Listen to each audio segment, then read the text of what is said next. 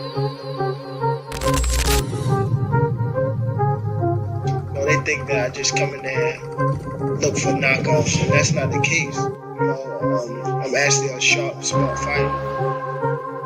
So, well, I'm here. Who want to fight me? I really don't care who's in front of me. I don't feel like no fighter can beat me.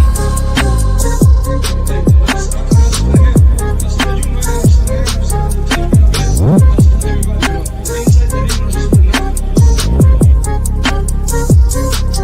goal is to demolish everybody, to be honest. Everybody that's in my way.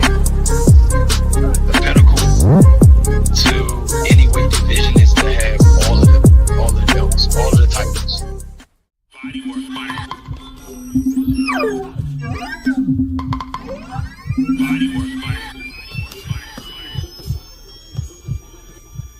Welcome to Bodywork.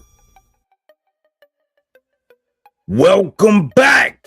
It's Michael Rogers. Welcome to Bodywork Boxing.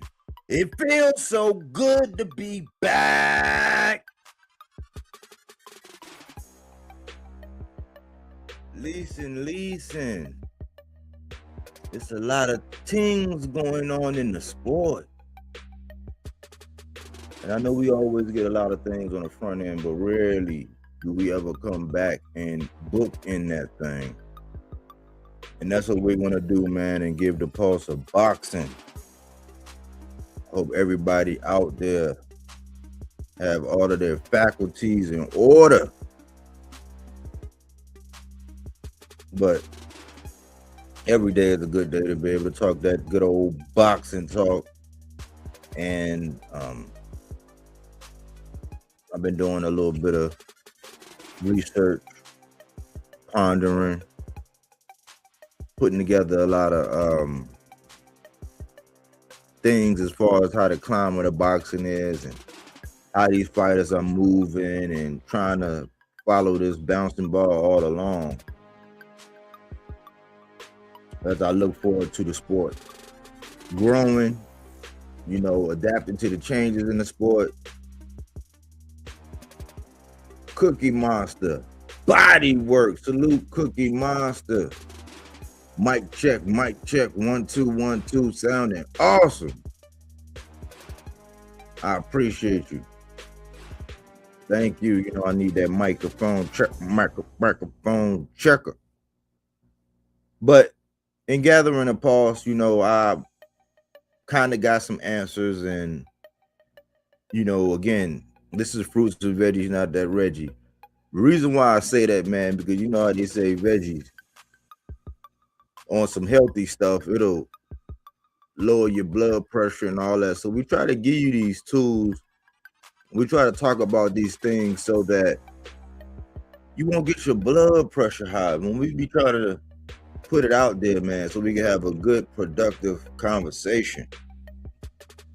It's not to be braggadocious. It's more so to,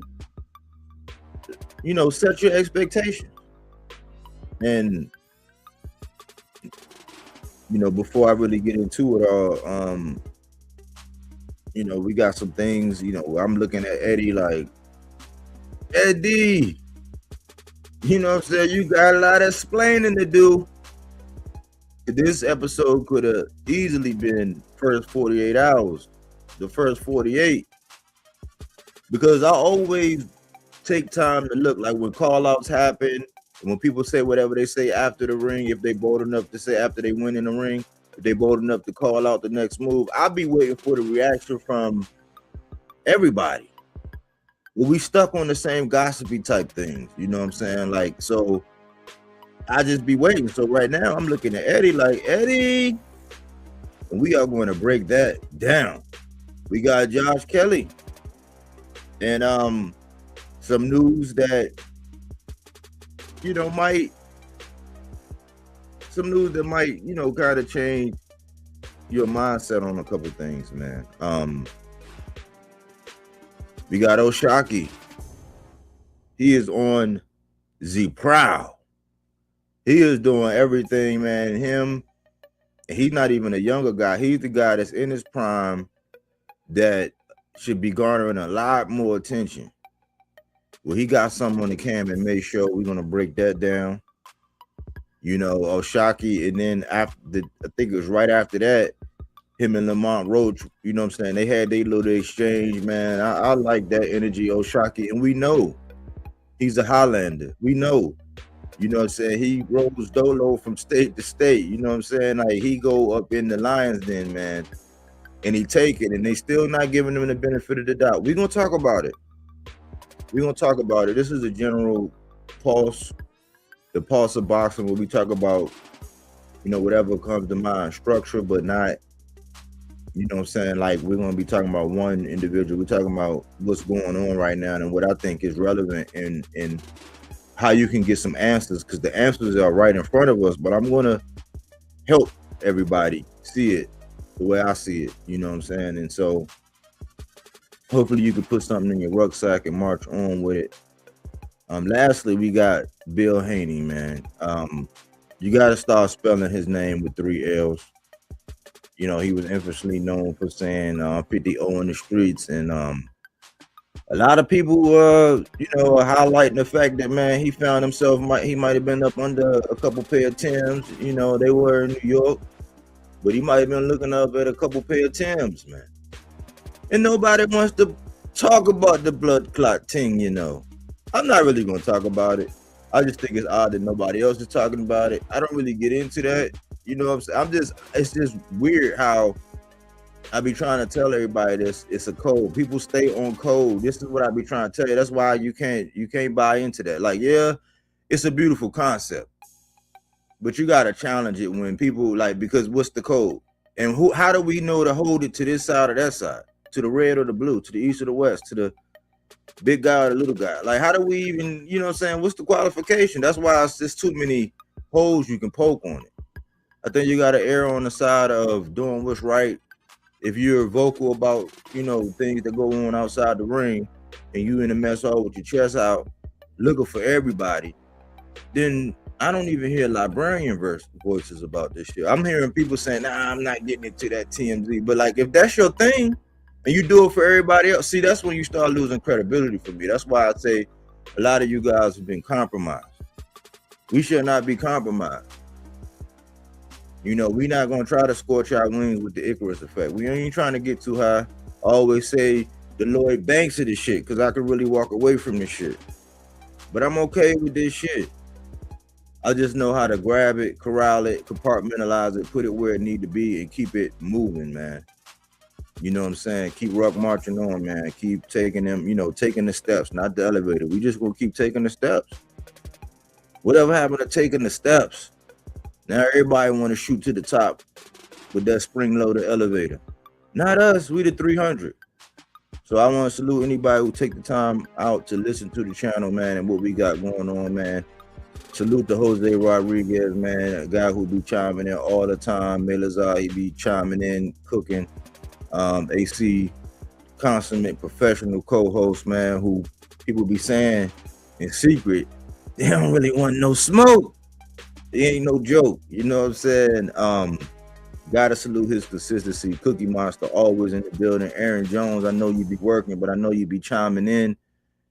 You know, you had a good one. You know, talk about how these guys ain't slick. You know what I'm saying? You said, man, I'm tired of these guys moving up weight classes. He was like, man, when there's plenty of smoke in the division, he said they ain't slick. I was like, man, I was laughing like shit. I was like, man, I've been saying it, man. Like, they playing hopscotch, Aaron Jones. You know, it's a good time to be in boxing, man. But those are the things I'm going to highlight. I got a little different. I'm not going to do the housekeeping thing. I just want to go over a couple things before we really chop it up. How you doing, AC? Man, I'm good, bro. I was just doing some last minute research and stuff like that, because I wanted to be sure of a talking point that I was talking about, but I actually got two fighters mixed up. I had it backwards, and just to piggyback off of what you were just saying about Aaron Jones and stuff like that, um, without giving away my thunder, that's the reason why I was doing the research I was doing. Because if we're making all of these haysays about, oh, 4 division and 3 division and blah blah blah, how many divisions people are champions of, okay, there's also a caveat about that. And that's been a long-standing rule in boxing. You're not technically the champion until you actually defend the belt. Mhm. So with that being said, is it that thought process has run its course? It doesn't matter anymore? You feel what I'm saying? Just like boxing, the way it's been moving, it has diminished some of the relevancy of a belt. But the belt is still important until you get to that level. So the hardware is a tool to get you to that level to where you can pick whatever fight you want. But is this the other side? Is this the residual effect of the ideology that belts don't matter? That now title defenses may not matter. So if we're looking at the pulse of boxing, we have to start to look at these little, for me, some of these tiny little nuances that affect the ideology of people and trying to understand, why are you on that? You know, so that's where I landed, and that's kind of where my mind was within the last hour or so. So I was doing a lot of research on just some of the main characters who have now become some of the biggest voices. Right. Well, it's interesting because sanctioning bodies, you have to have sanctioning bodies, and they sanction the fights along with the state or whatever place, you know what I'm saying? They gotta work together, and they have there. So it is kind of weird that the stance on it. That's why people are picking and choosing with these belts and what they can do with them. But what I foresee is the sanctioning bodies are not going to be having that. That's why I said, like, that thing that, you know, the number one pound for pound guy before he laid him down, like that thing that he did with that belt, man, I think, man, they like, man, look, so for people to be saying, I'm gonna go up here and grab this and leave this for that it's almost like it got to be scripted out and worked out, because sanctioned bodies not gonna they're not gonna be like because boxing don't work like that. It ain't been working like that. You can try to do it, but they want to know continuity. Just like when most of the time, most of them top rank joints, when you win the title, they got you for like at least 3, not a hard stop, but at a minimum of about 3 in most cases. In most cases, that's how it was. So these sanctioning bodies, I don't think that they're gonna really be with this movement where I could just grab that and then bounce. Like, nah, because you could just you could.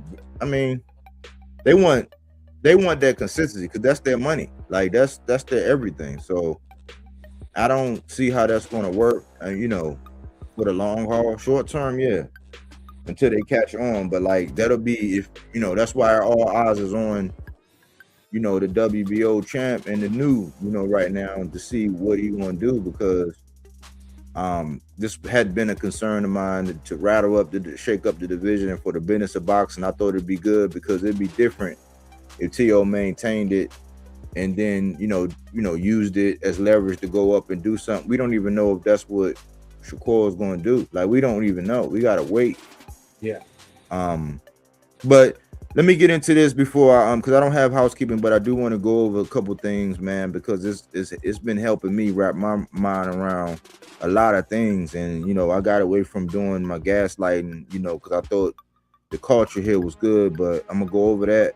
But I want to go over a word, hyperbole. Hyperbole is a figure of speech using extreme, intentional exaggeration, not meant to be taken literally. Designed to emphasize a point, evoke humor, or express strong emotion. Originating from Greek for a throwing beyond. It is widely used in daily speech, literature, and ads to create dramatic effect. Like, we are having a lot of people out here with a whole lot of hyperbole, man. Bro, I just seen the thumbnail and I read it. It was almost like I blanked out for a second. It said that Shakur was Aaron Pryor and Kodo put together. I'm like, what the fuck? Bruh. Hyperbole, man. Get familiar.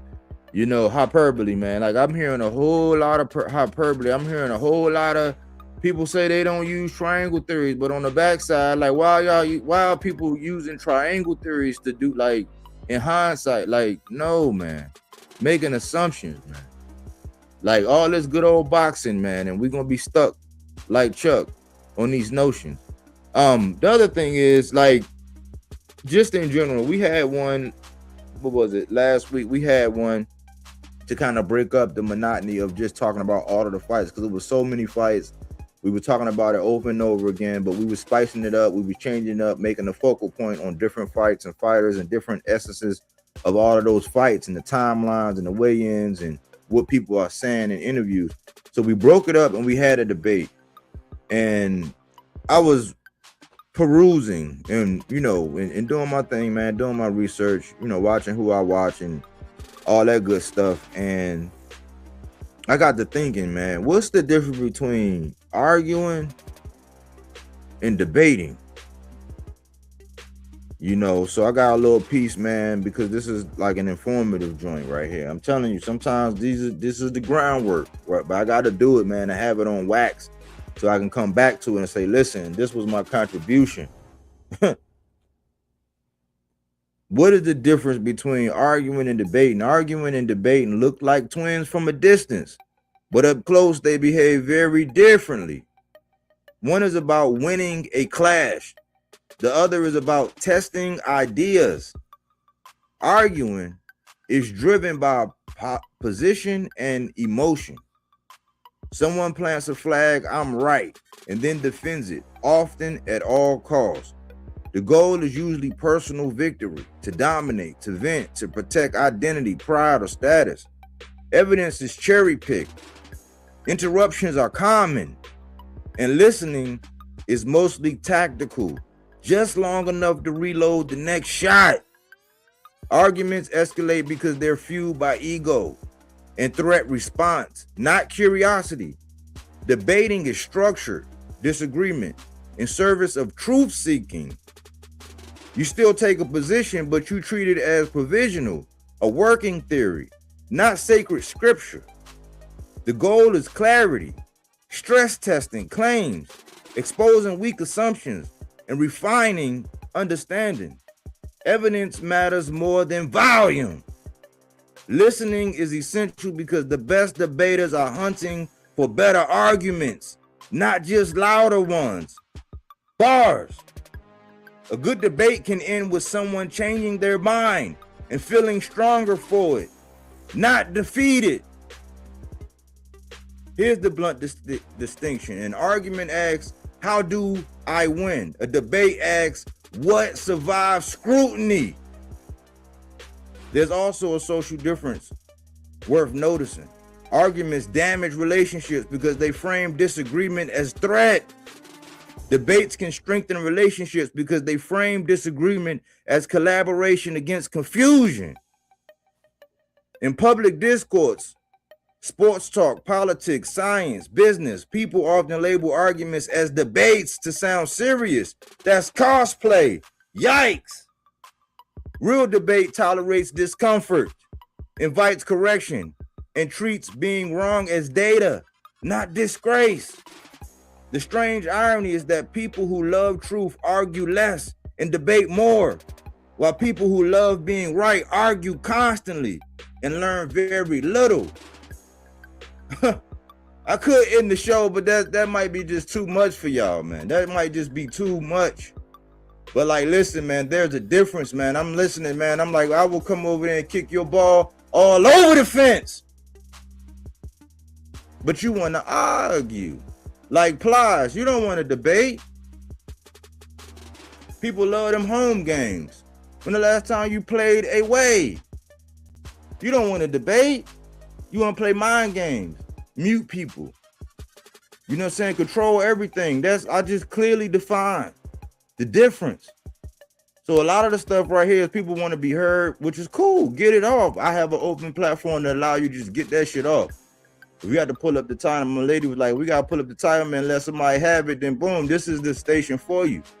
As long as you ain't saying nothing that's going to ban the channel, have at it. But I'm finding that a lot of people don't really want to debate. You know what I'm saying? They don't, they just want to hear themselves talk. And when anybody disagree with them, it's like an ego thing where it's like, we don't have that. You know what I'm saying? We starting to get chippy. We get chippy over here because it's like sparring over here too. Sometimes you get heavy sparring. Sometimes we take off the headgear. But shit, for the most part, man, we try to be kind of formal about it. At least have some structure, some guidance. Like, you know, we don't stay on the beaten path, but we try to keep it spicy and we be respectful. But what you think about that piece, man, before we get into the pulse, AC? No, I think that's extremely relevant because, again, we can make points, right? And I think it was the other night we was on in, I was using a comparison of how Devin Haney's fight went in New York versus how one of the fights looked at that I saw. You know what I'm saying? And that was the fight between Bakram and Josh Kelly. And I just felt that it, in comparison of the way the two fights appeared, I can compare the two just on the performances. I'm not saying one guy is this guy is that guy. That's when you kind of find yourself in a position of saying, are we actually debating or do you want to argue with me? Because I'm just using something as a hyperbole example.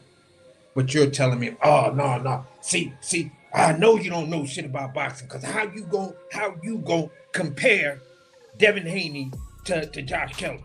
But you just did. And then the whole thing just switches because you notice that this guy moved the goalpost. So now the argument is no longer where it's an exchange of where the conversation is no longer an exchange of ideas, ideologies, and beliefs of how a fight looked and appeared and played out. But now it turned into something weird to whereas you two guys are now in an argument because of you're trying to tell someone, don't do that to me.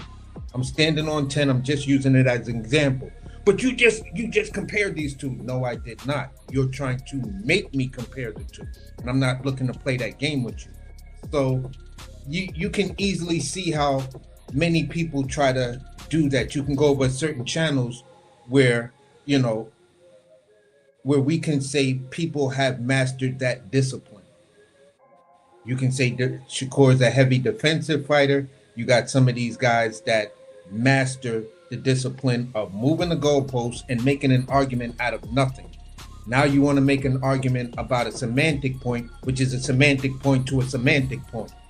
And it's just like, nah, I'm not gonna do this shit, man. You're gonna burn my brain cells fucking around like this. So yeah, that's crucial in understanding at the onset of a conversation or debate or anything to automatically listen to what the other person is saying, watch how they react, not respond, how they react, and then you know what type of conversation you are. You could either cut it short right there or be a willing participant and take it where it needs to go. Yeah, and I think to add on to it, we in the era where people welcome trolls.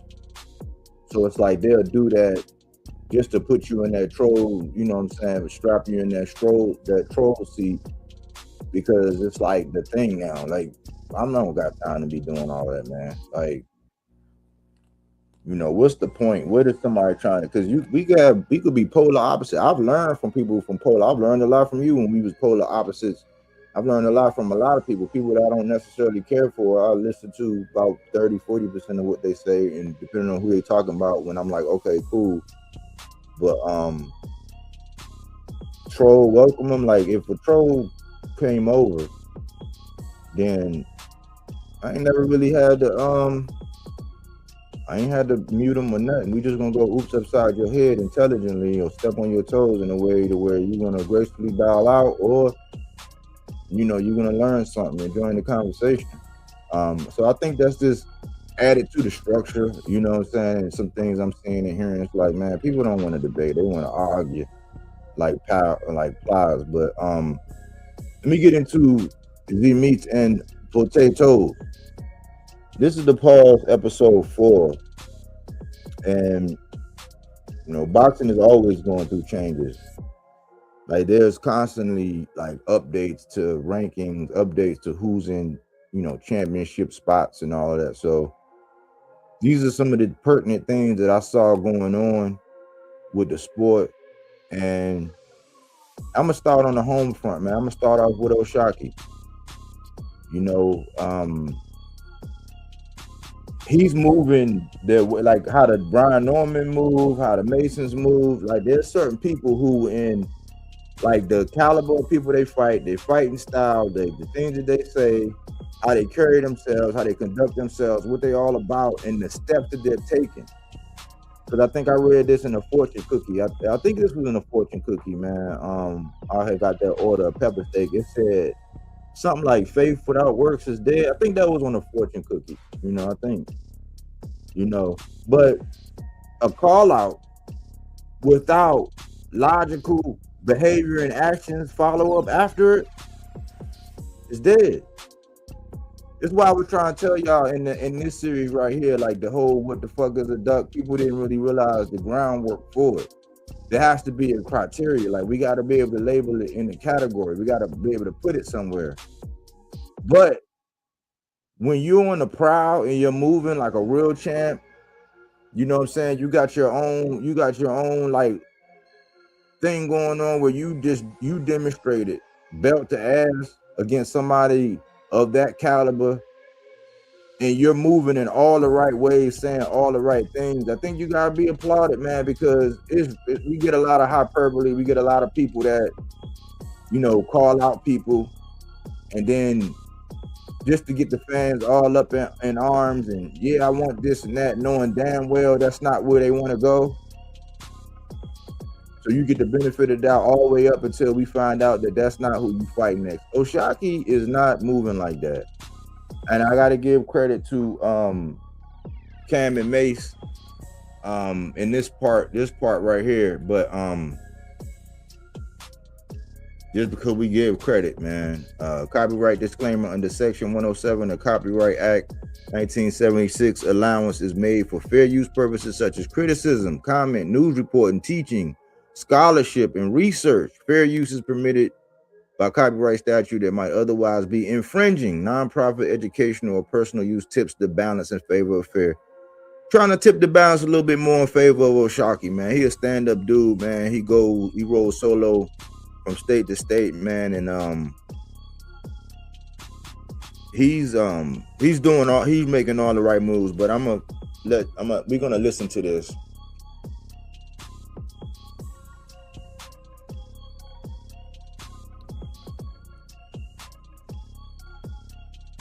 That was another great boxing master performance you did against Cool Boy. It was tremendous. But when you was on the show last time, you didn't really respect Shakur. Where are you at with him right now as seeing that fight last night? Man, I'm still in the same position. He pussy to me, and it ain't gonna change. I understand this. Look, he had a great performance against T.O., but I do understand that T.O. is an up and down fighter. He's had great performances, but he's also had terrible performances against Southpaws. That, you know, he's had great performances against Southpaws, but he has terrible performances against Southpaw. I ain't taking nothing away from bro, but you know, I just did the same thing to my opponent a month ago. So, you know. So he said he ain't taking no credit away. So far, so good as far as me. Like, I mean, he gave him credit. You know what I'm saying? He called out what T.O. was, what everybody basically saying, like, nothing new there. But he said he did the same thing. And he did do the same thing. But I feel like we need to bump. I ain't gonna lie, you put on it was a very, very simple. That's that Mr. Gary Russell energy, man. We got a bump. The performance, I'm not gonna lie, it was very, very good. But come on, man, he pussy. You gotta cut it out, shot. You murder me. Yeah, like how you gonna say you did the same thing a month ago? That Cool Boy is not Tiafimo. Oh, now Cool Boy, not Tio. See how people do it after somebody else wins. See, you shouldn't. That's not a good talking point, man. Like, this is the discrediting. Like, where you make them up, because if you go back, and this is what I be trying to say, man, not to be too critical, but you got to listen to what they say before the fight, then listen to what people say after the fights, depending on who it is.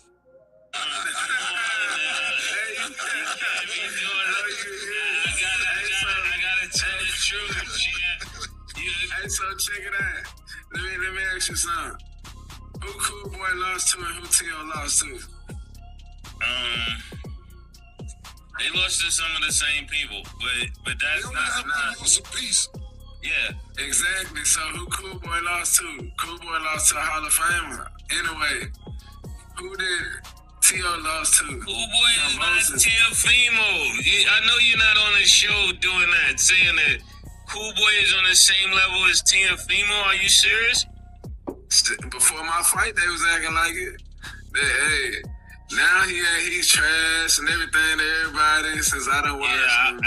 I'm just gonna keep it real with you. I normally tell people this before they get knocked out. Don't play with Shakur right now. I'm just bro. What the fuck made song, man? Yeah, he said, but see, this is what I like about O'Shaquie. He go in the lines, then and he take it. But go ahead, what you say? No, I was just gonna say, Mace, of all people, you should know better. You should be one of those people who know better, because all of the rappers that they compared you to, you feel what I'm saying? When you was somewhat at your semi top, you feel what I'm saying? When you was the dude in the shiny suits, how they was comparing you to other dudes. So it just seems weird when dudes go Hollywood to me. You know what I'm saying? When they become silk suits and caviar. And all I'm saying is, like, if that's this man's opinion, he's the one who's in the ring. You're the nigga sitting on the couch. He's the one who trains. You're the nigga who critiques and talks shit. The two perspectives are totally different. That's why you got to give the fighter his respect or her respect when they talking shit. You feel what I'm saying? We sat here and we heard Blair Cobb say some of the most outrageous shit. You feel what I'm saying? But it wasn't about just attacking him right there. Oh, come on. You feel what I'm saying? It wasn't about that. It's just letting him have his truth. And when you do a good interview with a boxer where you want that boxer, people to become familiar with that boxer, no matter what side of the game, you got to let them have their truths. If he feels that Shakur's pussy, he pussy. Me personally, this is a conversation after I watched that O'Shaquie joint that you sent me. I said these things before I saw it. I'll bring my lady in here, and I was like, see, I couldn't have been a fighter during this time, because a person like me would have these dudes shook. I'd have ran right up on Shakur. Whether you want me in that thing, tell your security to move me. Right now, I'm gonna fuck you up. And you say anything out your motherfucking mouth right now, I might smack the shit out of you. Just get some raw gangster, like, I don't give a fuck about you. I don't give a fuck about that bitch ass motherfucker over there in Omaha, Nebraska, that keep picking and choosing, and he know what he doing. This nigga did not want to fight Errol Spence until Errol Spence had car crashes, eye surgery, and a whole bunch of other shit. Because your bitch ass knew you couldn't beat him. I'm gonna fuck you up, and if that bitch ass nigga want to come out of retirement, tell his bitch ass to come out of retirement. That's the type of energy I'd have been on. I'd have been like, fuck y'all friendship. Dang. On some real shit, because it's sickening to me right now. It's absolutely sickening. And then to see O'Shaquie say, yeah, y'all on that friend shit, that was a fresher breath air to me. I actually started laughing because my girl was like, I don't get yourself too worked. I was like, nah, I'm not worked up. It's just like how they trying to play these dudes. Like, these dudes is really, really it. And these niggas ain't shit. And I could understand why a dude like O'Shaquie is going after these dudes. Like, bro, go after them. Win, lose, or draw, you doing what these other dudes won't do. Tank went after him. This nigga go all over here, and then they get the media and the talking points to try to say Tank doing whatever he doing. But here's a bit of information for everybody, just on my research. Shakur Stevenson, out of 3 divisions, only has 1 title defense. One title defense. That's it. So this dude that y'all trying to say is gonna take over boxing has 1 title defense. Terrence Crawford has 19 title fights, around 13 to 15 title defenses. Andre Ward only had 7 official title defenses. So when you compare these stats and look at what these dudes doing to the old school dudes that you guys want to come out and say this person would have beat this person, it's like they were real champions. Your boys over here ain't real champions. Those were just belt holders. Dang, you cook right there. You just dropped some bars. Let me just play this last little snippet. It's the last little like 43 seconds, I think. Hold on. I'll tell you, Shaq, you know I like talking to you for real, cause like you a boxer, we get to say how we feel. You're not saying you're gonna run down on us and all that. You know, I like when people can just have a conversation. It's okay that I have my own brain. I could be wrong, I could be right. But I wouldn't run down on murder now. Because I wash my hands are clean now. Niggas think because I wash my hands, yo, that my hands are clean. Don't try that one. Nah, let me stop. Go ahead, Shot. But that's a good show, y'all. Follow up, do your research, go back and listen. Don't be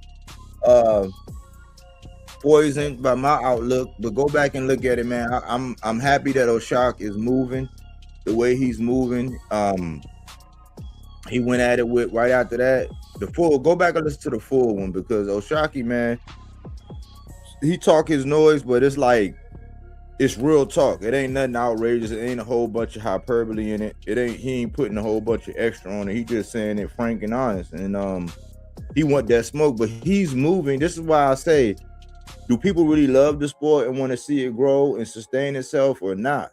Because we always choose to talk about all the different, and when people have momentum, when they do big things, we don't help foster that kind of individual. We want people to be moving the way O'Shaquie moving right now. He got options. I did my survey, and I had Dalton Smith, options for Shakur. I had Dalton Smith, Gary Antoine Russell, because when Richardson Hitchens, when he won, first name popped out was Gary Antoine. You know what I'm saying? So I had Dalton Smith, Gary Antoine. I had O'Shaquie, and did I have another one? O'Shaquie's winning. O'Shaquie's winning the vote, 58%. It was like, what, close to 30, like 26, 30 people had already, like, I hadn't went back and double checked to see if anybody else had, you know, chimed in. But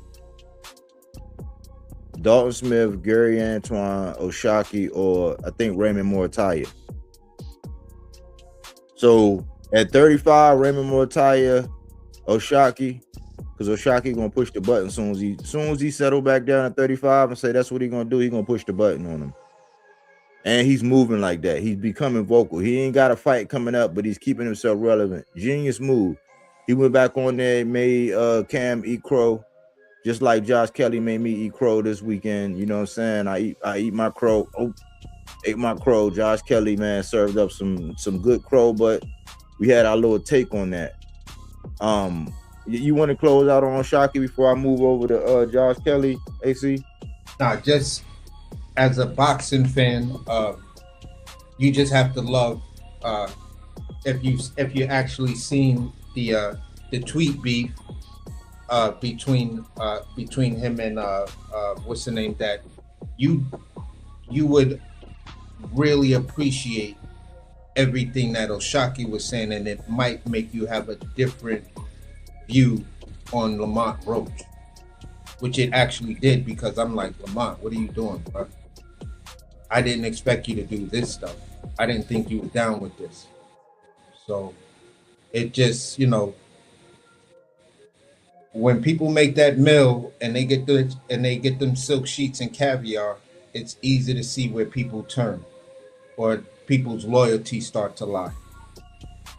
And that's where I end it off. Word.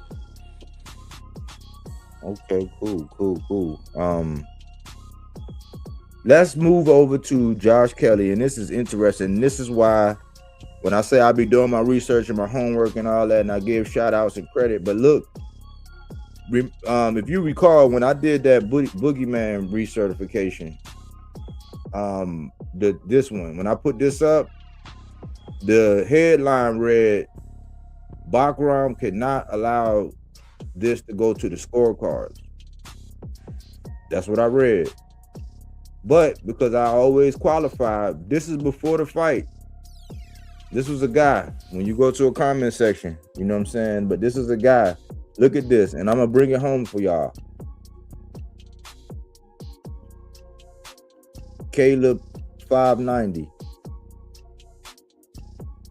at the 3-minute and 53-minute mark. They're going to rob Bakram. Unfortunately, them boots won't get credit for beating Kelly.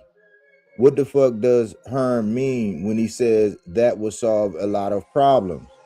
He doesn't believe Boots can beat Bakram. I didn't say it.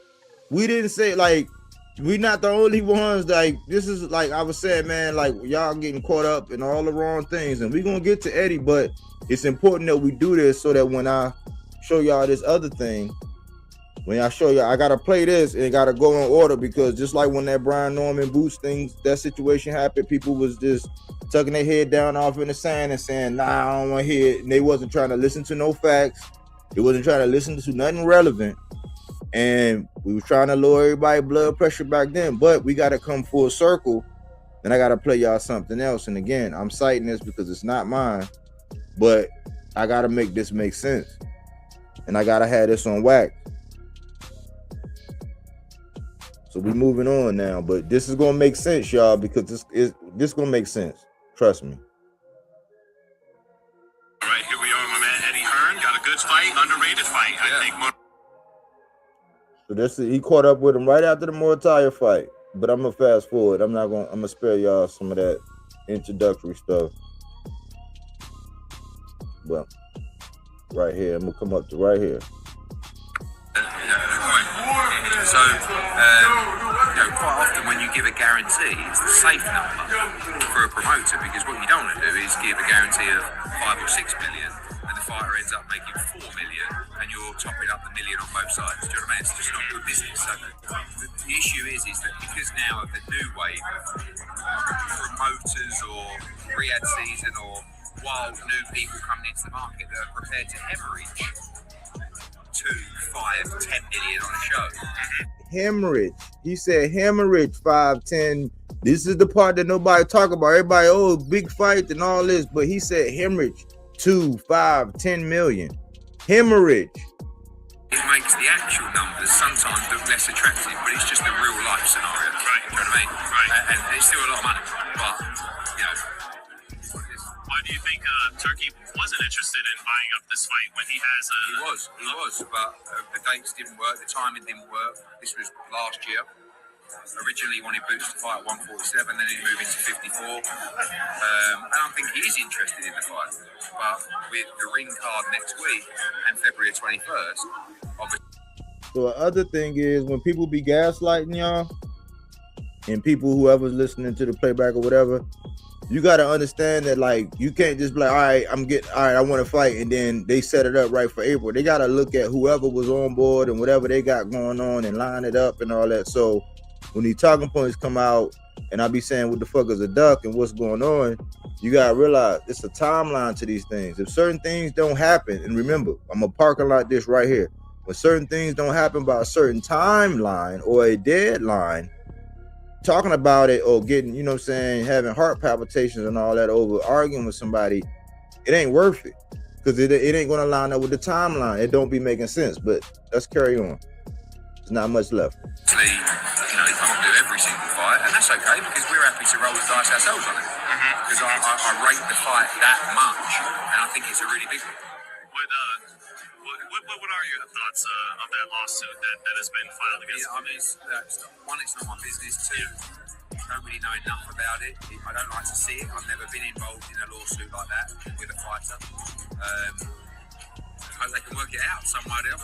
Is that a March date hold still on hold just in case? We'd like, end of March fits well with everything. See, the end of March, that's what Robert Garcia said back when that first time. He was like, plus they already got a venue. I was like, man, you can't go into negotiations where you already got a venue unless you're guaranteed.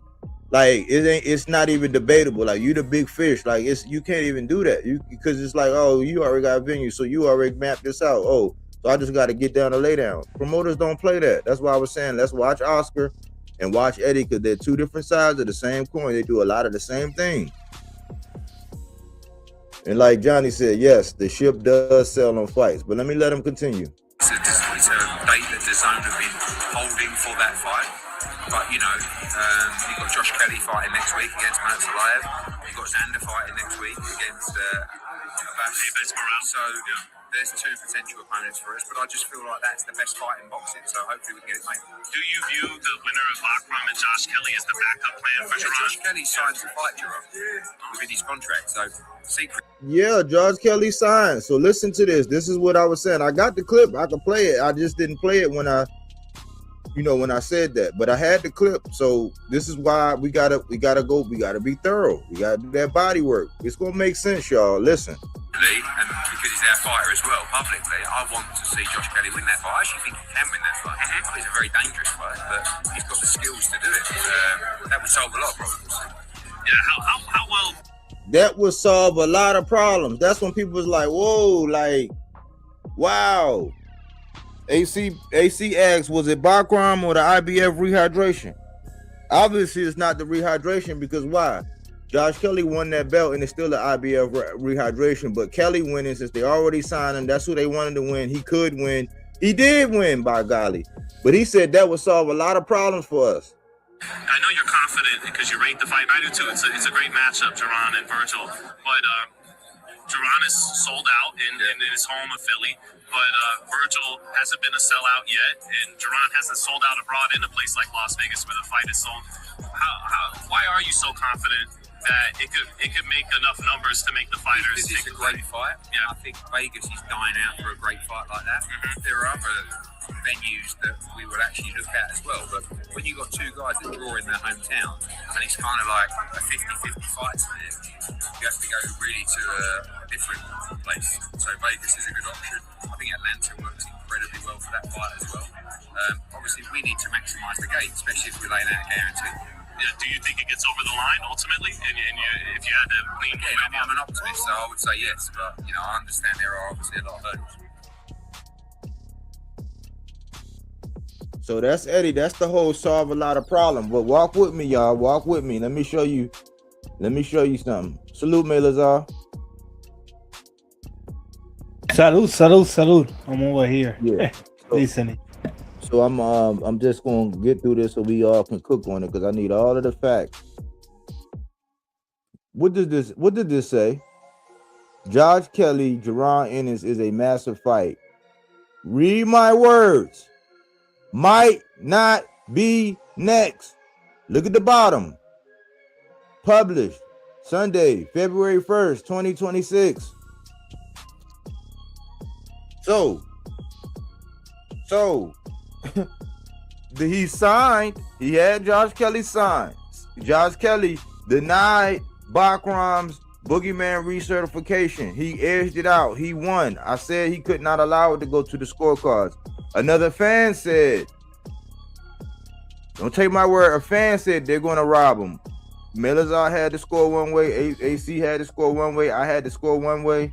And we all said, yeah, because they didn't count the knockdown. And they did. It was, even though Eddie won that first bid, it was still Kelly's promotions that did that. So everything from the judges, all of that, just like that stuff AC was saying, every time Josh Kelly did anything, it's oohs and ahs, just like a pit bull fight. You might not even connect. Ooh. It was a lot of that with that fight. He wound up getting it off, but listen, this is the importance.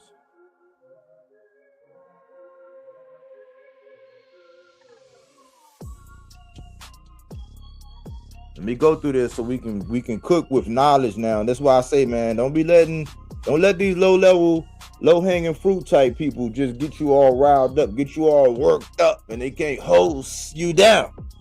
Shout out to Jason's lyric.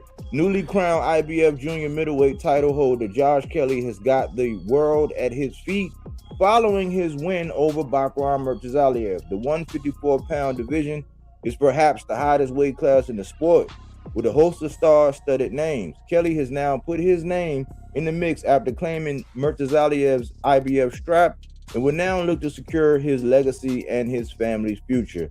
The two leading stars of the junior middleweight, Jaron Boots Ennis and Virgil Ortiz Jr., are actually both without belts, which is an advantageous position for Kelly, who is also signed to face Ennis as part of his contract with Matchroom.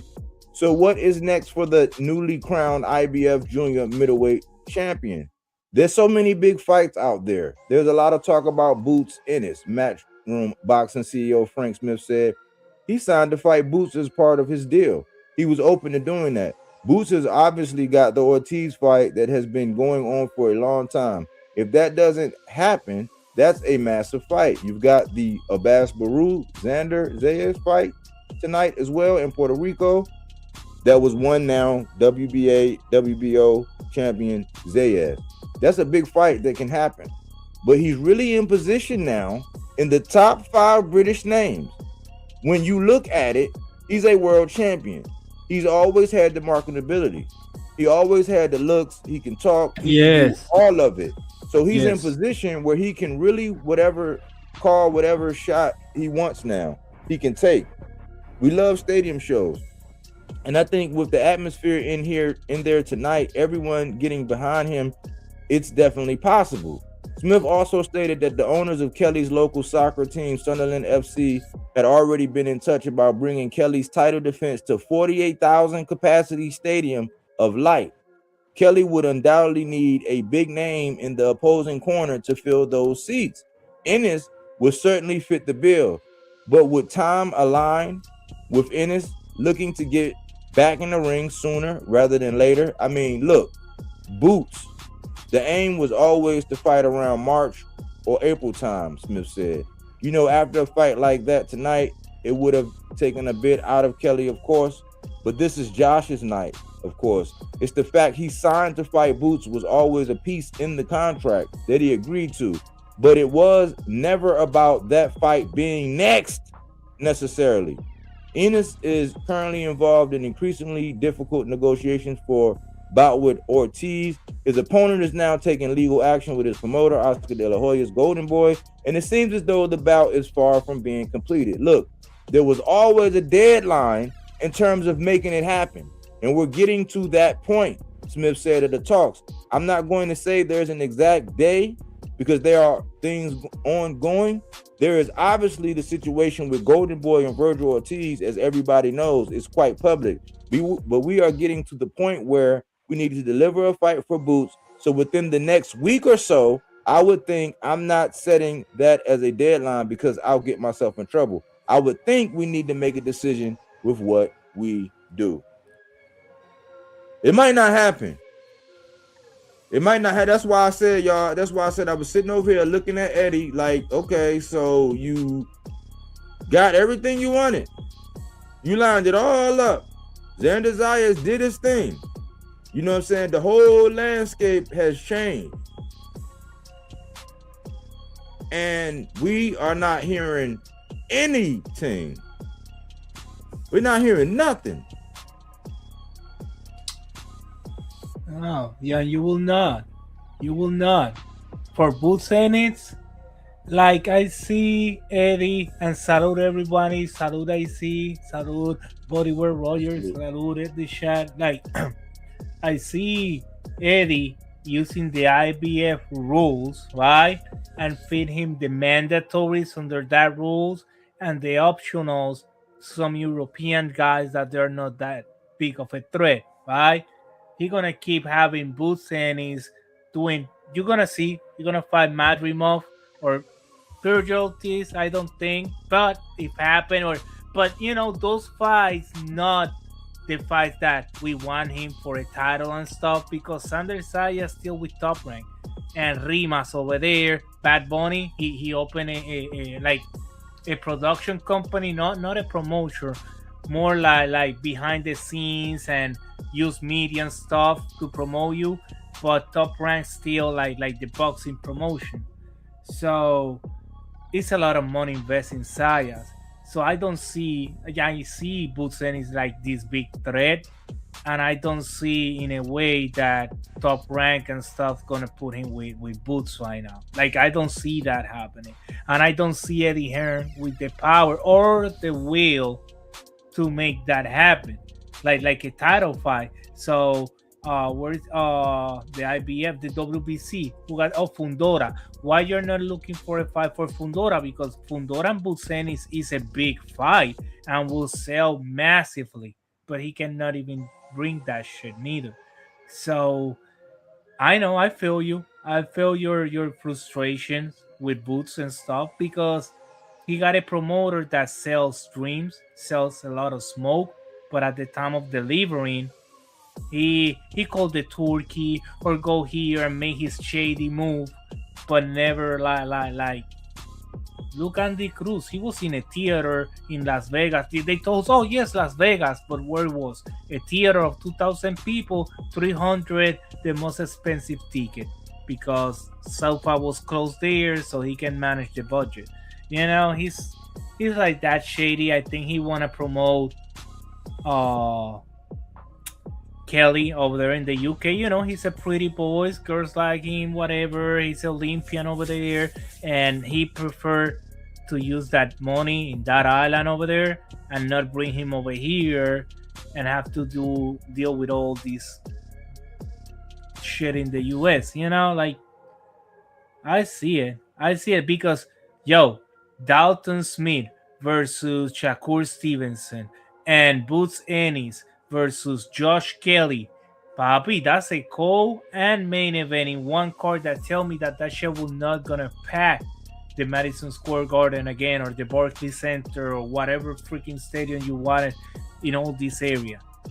And if you want Las Vegas and shit, but I think can market better here in the East Coast, like bro, that shit will sell and will make money, but he will not gonna make that shit happen. Like he's not that type of promoter.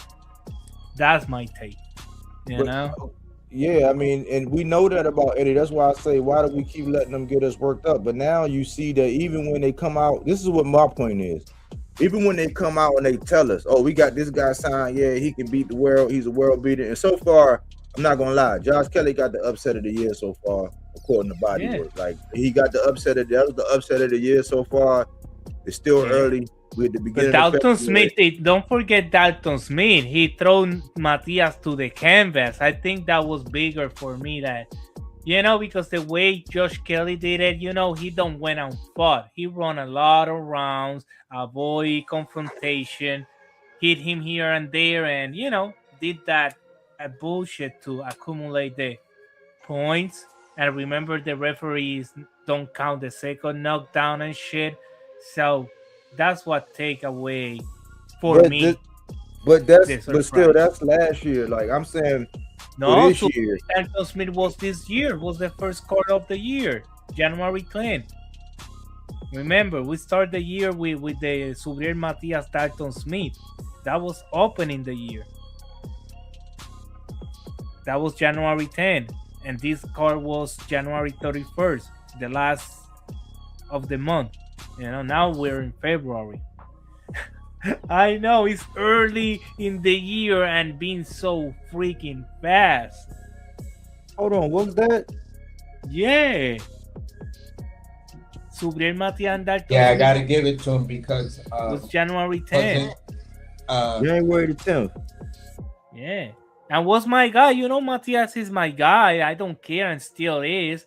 But I have to give it to Dalton. He throw him to the canvas. Oh yeah, Matias okay. stand up and No, shit. no, But no. You know why? Because I write like they say I write like a doctor, man. I write so small sometimes. I write oh so small, damn. man. Like so in the composition book, I can have 2 lines of perfectly clear writing inside of one of them lines. So Oh yeah, I shit. had an No. asterisk by I yeah, can possible do it. upset of the year. Yeah. So okay. So before we move on, so are you saying which one is the upset of the year? Which one would For y'all me, say? so far, Dalton Smith. You say Josh Kelly, but the way he won and you know what was in the fight, and Dalton fought Subriel like when fire we fire, and he clipped him in the right place, and he dropped, stand up. The referee stopped it at 7. It is what it is. Not crying about it. What you But say, AC? Which one is the upset? Because what I you think, forgot AC? about that Dalton Smith one. I don't know how, but like, which Yeah, one is no. the upset of the year? I might be completely different than both of y'all. Why you I'm got? going with the big upset with Andy Cruz. The way they talked about that fight, magnitude Oh, that Andy Cruz is this and that. That fight was on the 24th of January.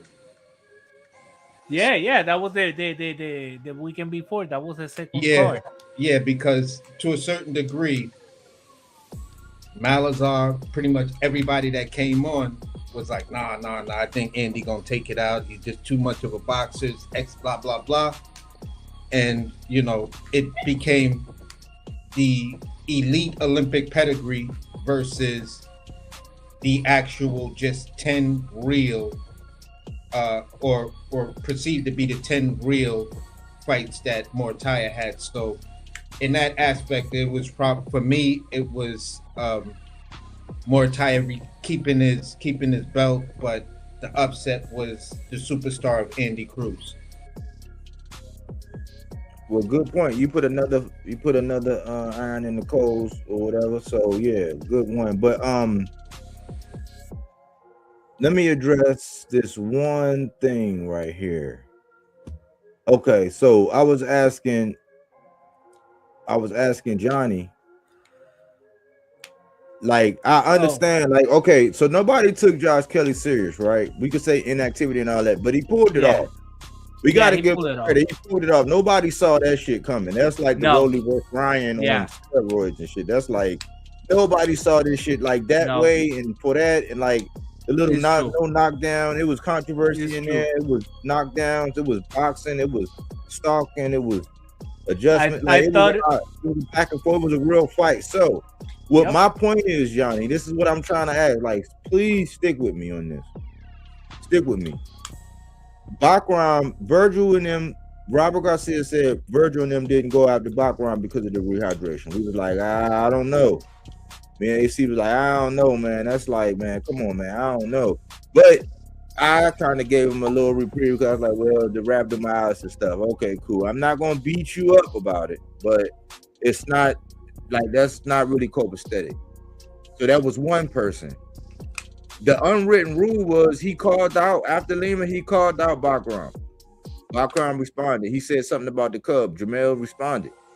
So we were saying, man, is it really the rehydration or is it Bakram? Because if he says Eddie Hearn, in his words, he said that solves a lot of problems for us. I'm like, okay, so let's go in depth with this.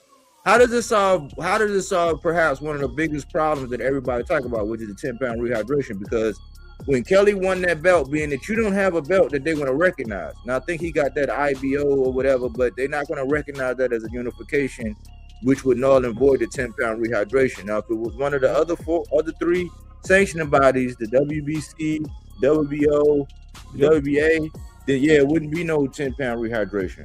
But Kelly got it. And so now it's like you signed for him to fight Boots next. So nobody wanted the background. So now people say, oh, well, Josh Kelly ain't this and ain't that. That was my point when I said that Richardson Hitchens, when he beat Liam Paro, he didn't get no credit because everybody said he ducked Subriel. How is this any different? Which one? How is this any different? Because just like the fan. I didn't like that's some of my logic, but look at what the fan said. Like, let's look at what this fan said one more time, real quick. Because it's not necessarily coming from me, but it's the logic of thinking of how you could be totally agreeing with somebody and y'all never spoken. They said they're gonna rob Bakram, unfortunately, then Boots won't get the credit for beating Kelly. What the fuck does Eddie Hearn mean when he says that would solve a lot of problems? He doesn't believe Boots can beat Bakram. That's what we were saying the whole time. Like, why didn't he go? And he had the IBF. That was the first belt he got from Bud. Yeah, like, but maybe he Bud had the ring, and then he just unified with the WBA. So he could have went for the WBA or the IBF. All he had to do was put in the paperwork or get with the sanctioning body and with the name and Eddie behind him and all that. They would have loved it because they get paid off of the purses. Why didn't he use his leverage? He drop his leverage, he pop up, and he go out to Virgil with no belt. So if he go and fight Kelly, to me, it's going to look kind of suspect, Johnny. You don't think so? Kind of. Yeah, and more if he tried to bring that freaking fight to England, like fuck that. No. Like you stay here. Like, I don't know, Josh Kelly, like Murtaz Aliyev, yes, Boots can beat him up. But some people, yes, always fans gonna take credit out of beating another boxer or champion. I think like what you did, because I thought that Murtaz Aliyev was gonna run through Josh Kelly, but Josh Kelly was smart and avoid a lot of confrontation. He's smart, whatever. So he want to do that with Boots and do the same shit over here. You feel me? Like, you want Boots fighting Josh Kelly, like and Josh Kelly do the same shit he do with Murtaz Aliyev. What happened? A lot of people don't saw that fight because was in that zone. They was watching other stuff. Was kind of early over here. Like, Americans don't like to watch European boxing. I'm more with the accent. So over there, the commentary accent. So I still looking at Fundora. That's the guy, Fundora. You got the WBC. You're gonna go. That's the recent third, man. I'm like, why you here? You see, yesterday I was kind of mad. One, because I was in one of those channels that act like housewife and everybody's arguing like crazy. So like when I got here, I was kind of pumped up, like, and that's made me with AC, my bad, yesterday, whatever. But oh yeah. I was kind of rowdy from that's the I reason felt, now I this felt channel. that, but I felt that a little bit. But look, this is the cap it all off with this whole Josh Kelly thing. It's a deadline on that fight. Yeah. And it's not gonna happen. They're gonna route us up and shit and put us to talk and all this stuff. And at the end of the day, we're not gonna have Boots Ennis versus Josh Kelly, neither Fundora, neither. I bet you're gonna be the other guy, the one who fought Virgil and Boots. No, but this is the thing though, man. This is the cherry on top. These guys are actually, Zayas said something about Josh Kelly and Josh Kelly said something about Xander Zayas. So if they allow that to happen, a unification, and they got Puerto Rico, like they know that, okay. We had to look at Xander. Hold on, we had to look at Xander the same, like almost like the same kind of way. Him and Bakram, they exchanged words, but it was like pleasantries. It was like, yeah, I respect them, and it was kind of like respect, but they're talking about it. So this is what I'm saying about this is where I'm gonna land at, and I'm gonna get AC's take on this too. This, like, the fact that Boots is gonna be so far behind the Powerball. I think AC alluded to it. Is it gonna be the dung beetle route? Are you gonna let Xander go and collect all three straps? You might go for one of them if you can make an agreement or take a deal or however, and then because you were named, you're gonna let somebody unify all the belts, and then you're gonna come up there and get them or what? Because you're behind the 8-ball, and right now they're looking at you like you high risk. I mean, I don't know about the reward. I don't know how the payday gonna be. I don't know, but like, you don't have no belt, and they can use the fact that you don't have no belt to circumvent you. And and everybody, a lot of time when certain champions, when they win, they totally go against like what they said they were doing, how they was gonna move. This is why I highlight the Oshaki. This is why I highlight the Brian Normans. This is why I highlight the Abdullah Mason. You know, so what do you think about this, AC? Because we just booked and we might not look. The plan that they said was like that nobody wanted to talk about and how it was looking funny. They might not even go with that plan. Yeah, because people seen it and nobody's agreeing to it. So if that person wrote that up under that joint, that's something that could have went viral. And when things go viral, they're gonna come across those people who job it is to see what comments, what we do went viral. It's data collecting. So for me, I look at it like this. Overall, the reason why I came to that conclusion about Boots doing the dung beetle thing is because you look at a huge missed opportunity at 47. Huge. Okay, you could have taken out Brian Norman. All you had to do was just chill out for a little bit longer. He actually lived to what he said he was going to do. 12:01. After that fight is done and deal with me and Jen, I'll get on the phone and see where y'all at. Y'all was already gone. Devin beats him, so that's one name that could have been on your resume. Then you move up. You would have had 3 belts, 3 different paths. You feel what I'm saying? And the lineal or the ring. Yep. You get up to 54. All of that hardware, like I was 10 toes down on it. That trumps everybody. Because Fundora would have been your only equal, but he gave that up. So he only has 1 belt. So everybody has 1 belt. Everybody's, playing, musical chairs or whatever.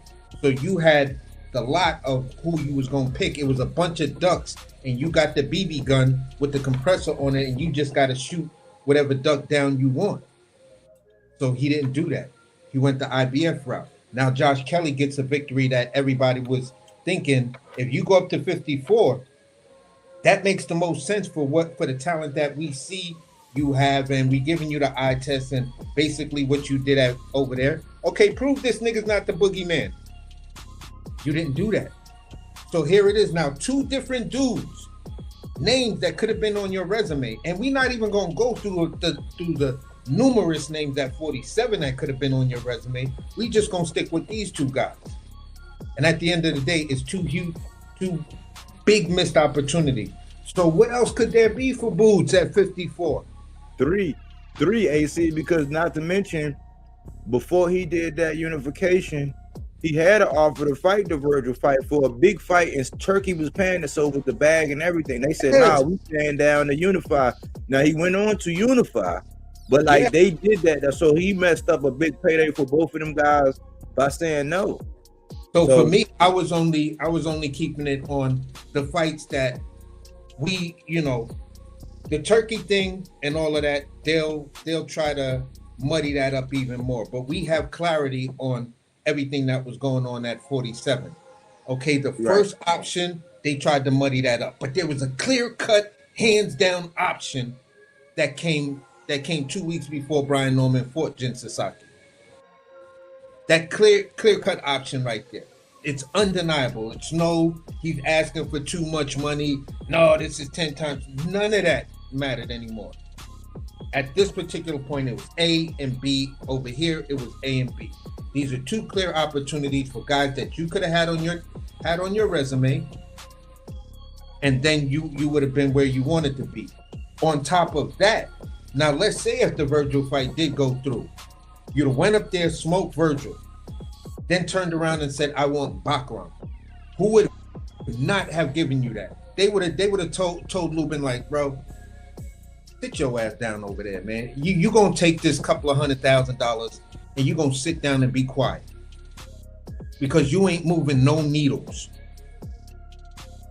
You ain't moving no needles. And the way the 501c3 of the WBC works, that means you can get donations. So those donations don't have to be above the table. They can be below the table. You feel what I'm saying? On some John Wick shit. The high table. That which is on the table above and below is the actual table. So at the end of the day, bro, you could have John Wick that whole fucking situation and really, really been the Baba Yaga. You took it from this nigga. Now I'm Baba Yaga. Who want this? But you're not doing that. So Eddie now comes out and he basically says, yeah, we like Boots, but we still gonna move him more strategically. So we're gonna give that fight to Josh Kelly, see what Josh Kelly do with him as a meter. If Josh Kelly doesn't win, then we know what we up against with him. Then we might look at a Boots fight, But now y'all even taking that away from him because now it makes sense going back. You always wanted Josh Kelly to be a big star because you said it after the Boots versus Uisma Lima fight. You want to build Josh Kelly. He's a promising guy. You like him. Yep. Done deal, bro. Done deal. No matter how you look at it, all you had to do was go back to that Uisma Lima joint and compare that what he's saying right there, and then compare it right there. The man left 3 stakes in the ground. He left the breadcrumb trail for you to follow him and not get lost. He even sent the GPS. You feel what I'm saying? He sent a pigeon, a homing pigeon, to guide you right there. He had the fucking tour bus that said, there's 3 stops from here. If you niggas still can't get it, you don't want to get it. You just want to do all of that salacious bullshit. Yeah, so in his peers, what's crazy is his peers, just like even if you keep it above, let's just say we keep it above the waist and we just say, man, look at your peers, bro. Like that same conversation that they be using. Like, look at what Xander do. And why wouldn't Boot, like listen, Eddie the type, man, you think that if Xander and them was cool and they was like, because he said, I'd love to bring him over to Puerto Rico. He already, or New York. Xander said he'd love to bring Josh Kelly over to Puerto Rico and New York. If you don't think that shit can sell after Xander going to go do whatever and them having it, like, bro, like you're getting lapped, bro. Then you won't even look at the former undisputed champion Fondor and Keith Thurman just got announced. Once again, it's on like Donkey Kong. Like, bro, 54 is popping. So I want to see all the video. Everybody's still stuck on how all this hyperbole about how this fighter is a combination of Aaron Pryor and Cotto. I said, what? They talk about that. They're not talking about this. And you see how Johnny looking at Josh Kelly. He looking at him like, man, fuck this dude ain't this. I'm like, is that a good thing? Yeah, because it looks like that. If that's who you wanted, and then Xander, if he get that layup, what you think, Melazar? What you think? Because it's what they've been feeding to the fan base for all these years, you know, these status and what do you think? I'm happy if I say this in Puerto Rico, oh my god, they want to eat me alive. But you think I'm happy that my champion never defended a title and fought another champion that just grabbed that title because he was lucky and the other guy wasn't neither at the champion level when he fought for that title, when so it's not even a legit champion. It's just a guy that got this belt that the other guy was elevated to champion because somebody, you know, like vacated the belt. So yeah, like bro, I can see the bullshit, but whatever, you know, okay. And now I see it. Yeah, Josh Kelly. Yeah, I see it. Eddie Hearn looking that fight so he can cash out again in the Puerto Rican market versus the England. But only one thing I want to insert. Excellent point, Melazar. The only thing I gotta say about your guy is that by unifying, it has to count as both a defense. So he is legit because he defended what he had up against the other guy and what he had. So let's just say Boss Baru didn't have one, but he defended against a guy like that who fought like that. That would be just like what Shushu did with Carlos Castro, to where it's like that was a notable guy either way. He just happened to get a belt the way he got it. So he got to get credit for having a defense now. Yeah. Like one time, not how they got the belts, but it got to be accredited for one defense, right? Yeah, at least they both guys have at least one defense. Well, I wish they both at least got five, but at this time and this era, at least give me one defense of the title and then unify. But he unified, he fought the guy, he won. I'm not gonna shit on him, how Is I'm he with the my face? Puerto Is he the Rican. face of Puerto Rican boxing now? Huh? Is he the face Yes. of Puerto Rican boxing? Yes. Yeah, yes, he solidified that. Yeah.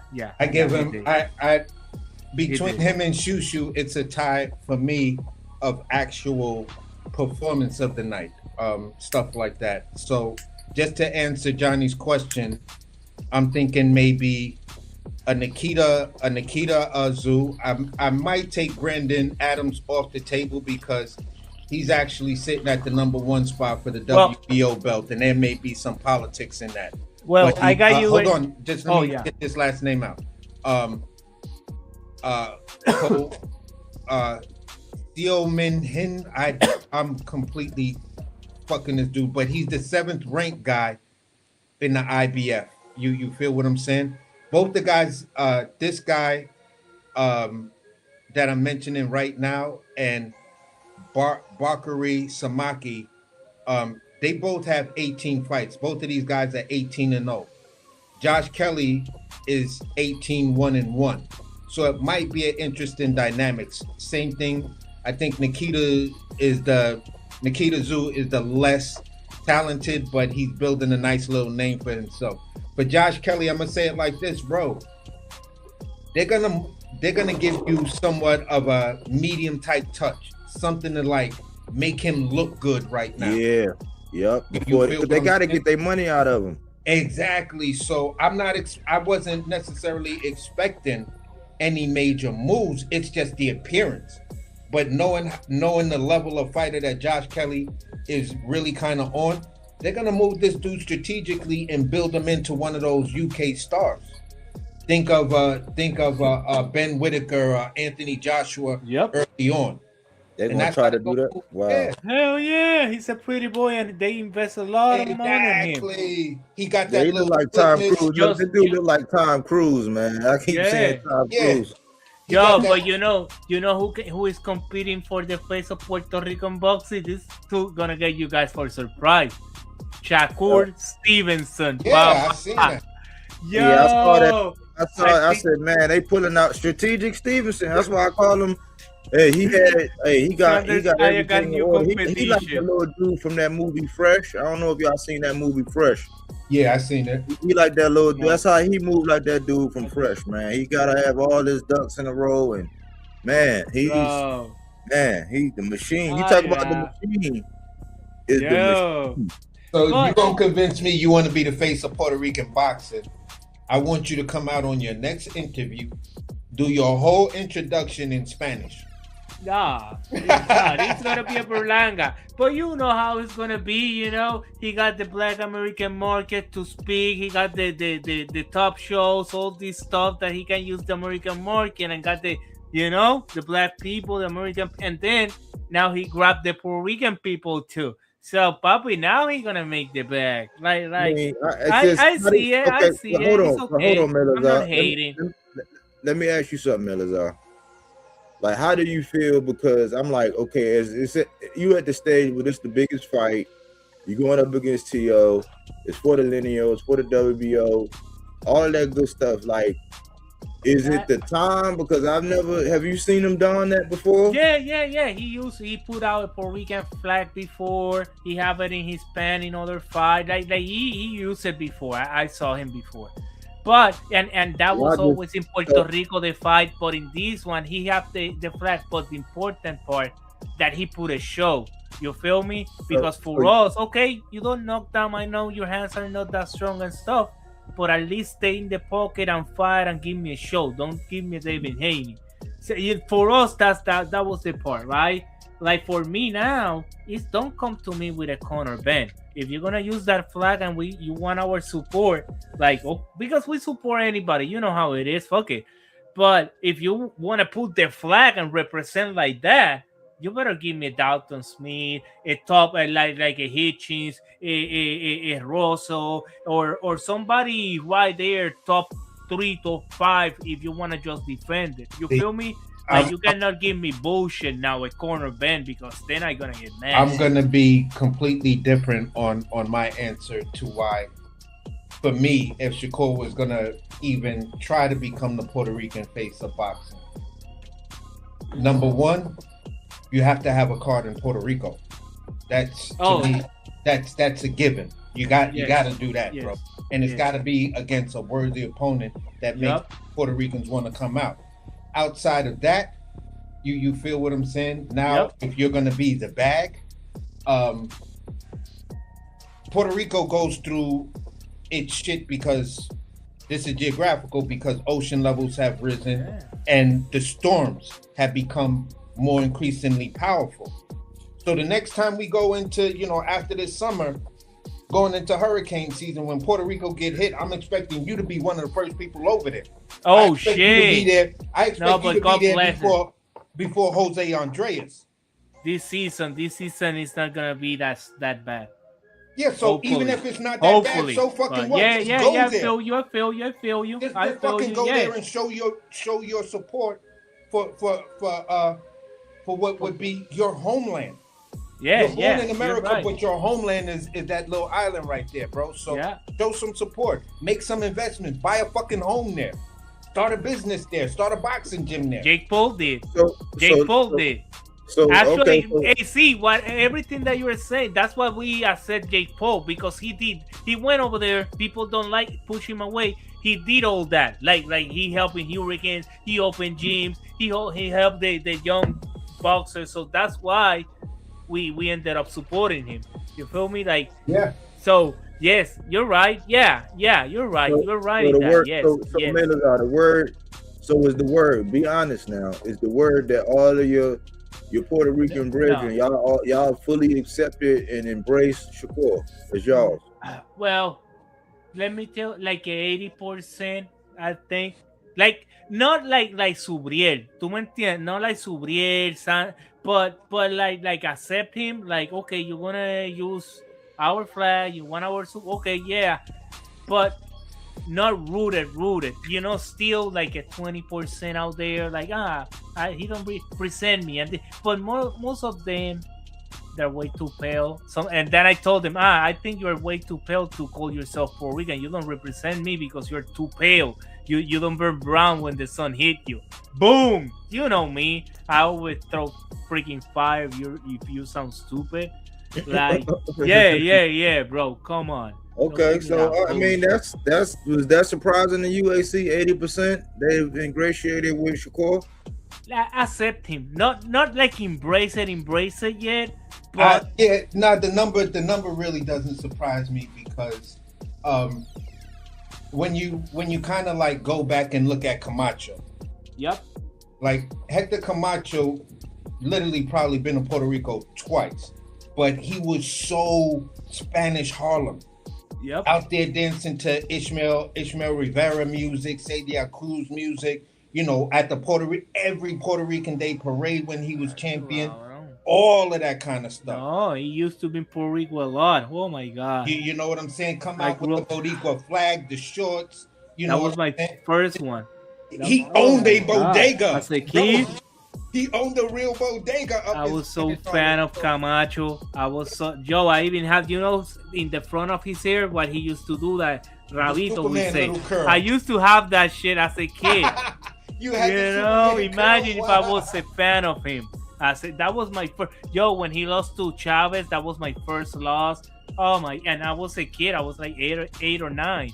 Yeah, but what I'm saying is across New York, even people that I knew who was traveling back and forth to Puerto Rico every summer, they was 1,000% like, you probably went over to Puerto Rico and you probably could have found a big ass statue of Camacho at that point. Yeah. You feel what I'm saying? So graffitis with his face. Exactly. All of that kind of stuff. So what I'm saying is that he can probably capture that market, but over somebody like Xander or the 150 or the 105-pound guy, you're going to capture the commercial market, the authentic Boricua market that, Ipatalillos and... he have to do what you said. He has Like, to do what you say. yeah, you gotta go to Puerto Rico and put yourself in that, and then start to build that. If you just gonna do it from afar, yeah, those 80% will look at you, recognize you, like, yeah, we recognize him as Puerto Rican shit. He's half Boricua. Why not? Yeah. You feel what I'm saying? Why You're winning. Why not? You're winning. If some guy, if a Moreno was half black and half blanquito, you're gonna let them do whatever the fuck they want to do and identify how they want to identify. Yep. So if he wants to identify that way, all right, cool. He can identify that way. But if you want to now come in and really be like, yo, Bodie, and I'm 100% Bodie, I'm 100% Taino. Oh so shit! Then it's gonna be issues. Yeah, big. You know, he still have to have this American black Moreno, you know, culture with him. He cannot abandon that, because if we see that too, it's like, cabrón. But yeah, I know your father was Puerto Rican. You was raised in the state. I understand your grandfather, and that's too. If he go to the island and looking for his roots and stuff like that, people would accept him more. All day. They will find his family for him. They will go in the records and shit and find his true family. And but yeah, he have to do that. Like, it's not like forced. That's I think another thing, like why I said him too, because when he put the flag and stuff, now you're not with Top Rank, because when he was with Top Rank, we saw it with De Los Santos, Dulolme, a bunch of them using the Puerto Rican flag and bringing the Puerto Rican flag, but there was Dominican, or there was, I don't know, from Barbados or whatever, but just to sell that and use that market. We saw it over the years. So when Shakur did it in the beginning, we was kind of like, this is Top Rank trying to sell in us some fake shit and whatever. Yeah, hey, we've been through that shit for a minute now. Okay. Well, that's good. I mean, so in essence, he's building himself. These are steps to becoming a superstar.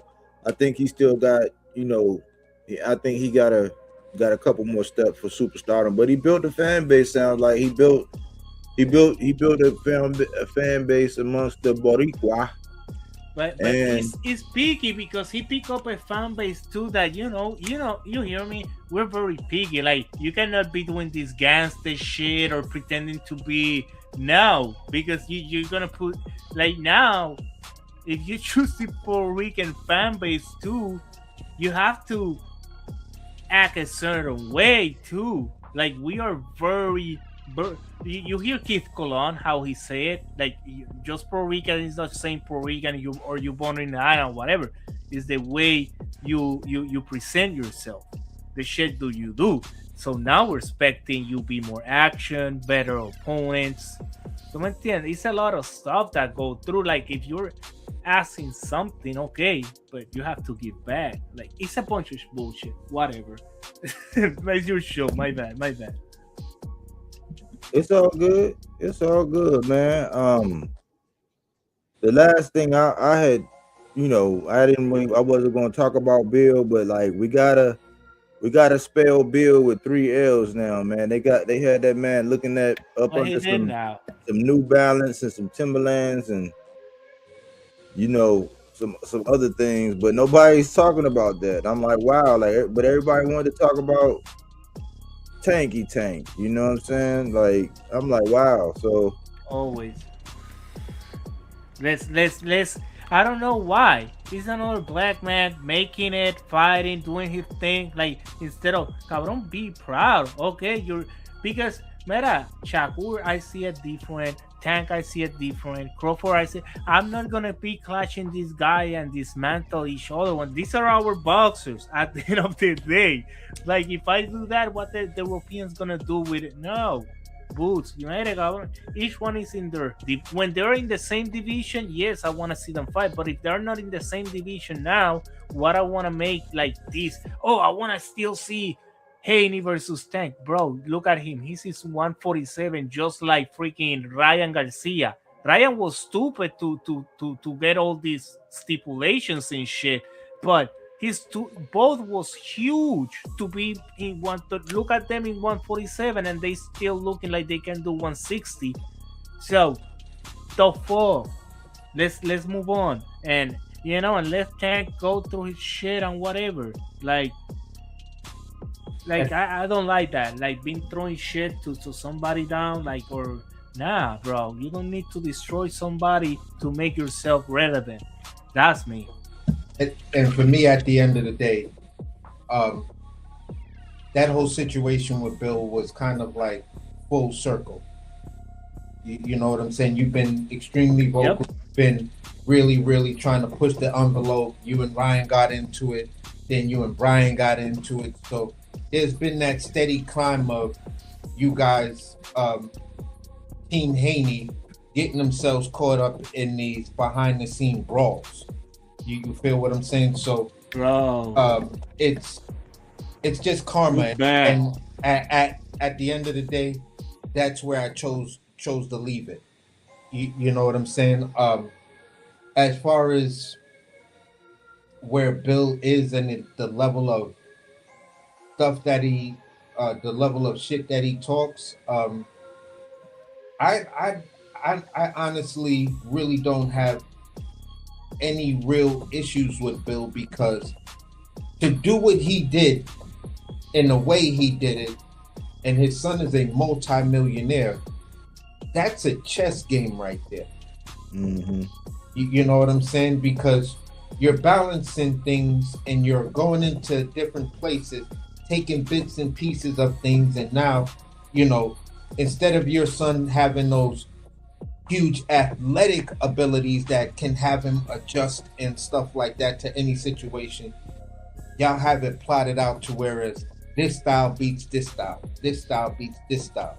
It's the money ball with Brad Pitt and the other dude, when they just use stuff to bring a team all the way to the playoffs, to where these dudes actually played the Yankees on just using statistical numbers and algorithms. Yep. So that's basically what Bill did in creating this new era boxer, prototype new era boxer in Devin Haney. So at the end of the day, you got to give him his respect on that level. You know what I'm saying? And now everybody's trying to duplicate, that whole thing. You know what I'm saying? To whereas you give him 3 L's, that's like each L to me is a life.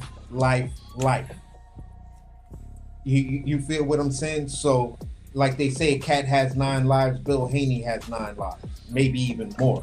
Mm-hmm. So I tend to look at him like that. He's an enigma in boxing that figured out the mathematics, and that's probably his hustle gift. I don't know. Okay. Sometimes they say you take a dude and you put him in prison 9 times out of 10, he's gonna come out as a better criminal. Yeah, but I don't think that he come out as a better criminal. I think he come out as a worse criminal.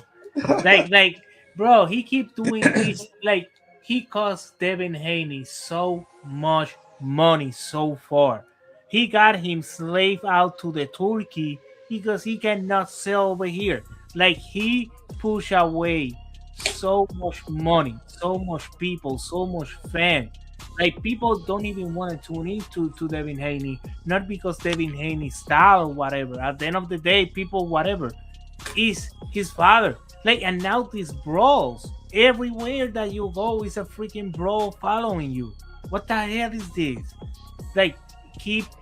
Nobody want to mess with a person that fights it. Like, you cannot go to a TV studio, you cannot go nowhere because a brawl gonna pop out.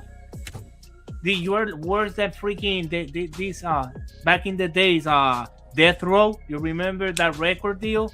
That they got good artists, but at the end of the day, it was a freaking pain in the ass to deal with them. That nobody wanna fuck with them at the end of the day. They have to do their own little shit because nobody else wanna even touch your artist because you are fucking trouble. So that's what's happening. I see it that way, and these fathers in boxing, they're costing their kids money and reputation. Schofield father too. My God, bro, shut the fuck up and let your kid fight. And then that stupid voice.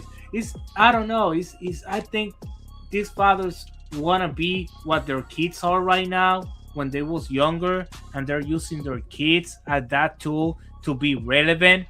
But bro, I don't want care about you. If you're behind the scenes doing all this shit, cool. But I even care about you. I care about the boxer, the guy that get inside the ring and fight, not you. That's why De La Hoya was famous, because his dad pulled back. Floyd Mayweather, he fired his dad, and his dad knew how to fuck it. I move on with somebody else. I want to be relevant. I train De La Hoya, you know. But Yeah. but this now you need to break apart. Look, Trinidad has his father. He got till Hopkins. What happened? He lost, right? But then the same happened with Winky Wright and Roy Jones, because you never brought a new trainer to teach you to fight that style. You still fighting the same style with somebody that's gonna fight you close and but But this but that's what we were saying, or I was saying about Bill. When you look at Devin's upbringing, he's going through pretty much all the great camps, work with all the great trainers and stuff like that.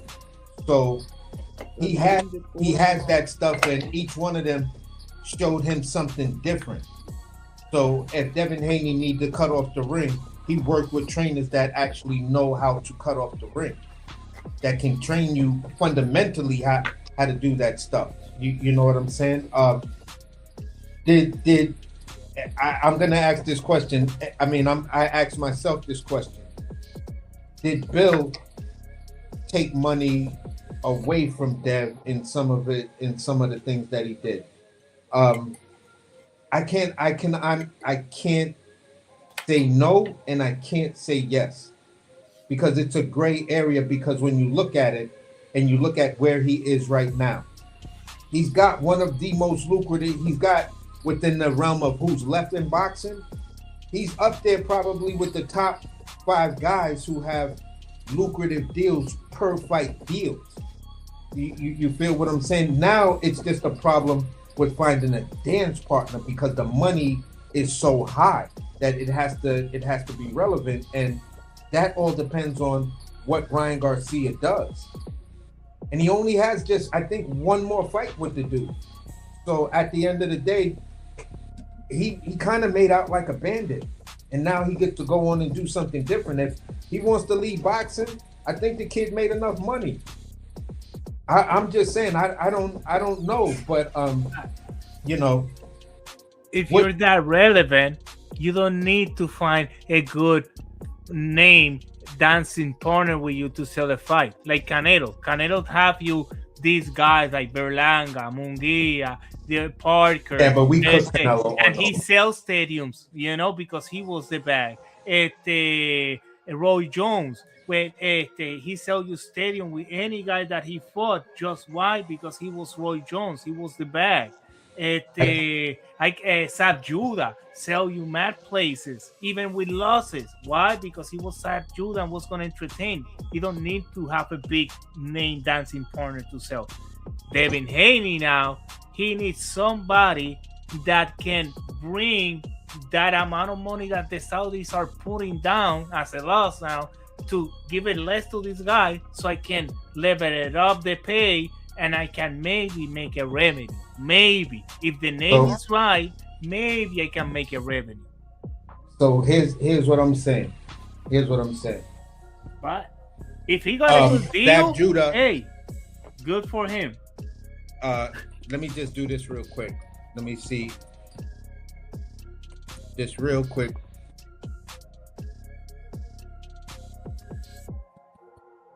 Okay. I'm going to find this out as well.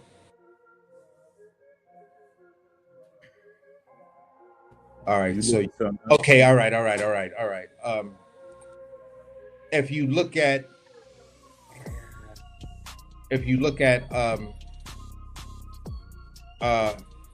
some of where Roy was, you feel what I'm saying, going into the later part of his career, on average, his guarantees were like $1 million. When he fought Ruiz, that was $10 million. When you look at Zab Judah, on average, he was 1.1 to 1.2 million. But these fight deals, if these reports are true, if they're true, this is all alleged numbers. I don't know what the real numbers were. He's done a 10 million, a 14 million, and now he's looking at an 11 million. If they're true. If they're true. So, you know, at the end of the day, you're looking at 10, 14, and a possible $11 million guarantee for the fight. I don't know how When you talk about these guys, yes, they had bigger names. Yes, they've done way more in boxing. But to justify Roy's biggest joint, that was he needed his partner to be equal to, the same or equal to what the fighters were paying and what the big people were paying out for the spectacle, to pack it and maybe go with a bigger stadium and stuff like that. With Canelo, we kind of cooked Canelo on many of those fights. Like, bro, why is you fighting John Ryder? He filled up Why the is you fighting stadium. Berlanga? Why are you fighting Munguia? I But know. then fucking David Benavidez right there. Why are you ducking? You feel what I'm saying? But because the way boxing works today, and because Canelo has gone through different eras of boxing. You feel what I'm saying? He's gone through many different eras of boxing, and he's been the last man standing. If we look at that whole thing, because he's one of the last guys that was actually fighting when some of the other greats were fighting. You know, the Klitschko's and late Mike Tyson and all of this other kind of stuff, because you can go down and look at what he was doing in Mexico. So that tells you what he's been doing. So overall, Canelo was the last man standing. He had tenure. So tenure to me automatically, and the level of fights and competition that you had, you were given that privilege. You feel what I'm saying? Terence Crawford right now, even though he retired right now, he may have never gotten to that level of Canelo, even after he beat him, because Bivol beat him, but Bivol never got to that level. You feel what I'm saying? Floyd Mayweather was already on that level. So that's the whole point of what I'm saying. Floyd never fill up the stadiums like that. He sold pay-per-views. That was his thing. Sell pay-per-views. He saw the money in the pay-per-views. He knew what he did. But like, Canelo doesn't matter if the guy was good or not, or if people was talking shit or not. He was filling the stadiums. That's what I'm saying. Like Ryan Garcia, that, oh my God, that fight, the first one, that shit sank. That shit barely did $3 million. Like in the gate and shit. That was a disaster. And now counting in this fight to maybe that, like Devin, his father have for me personally, I see that his father destroyed his, like, not destroy, but like stained his career, because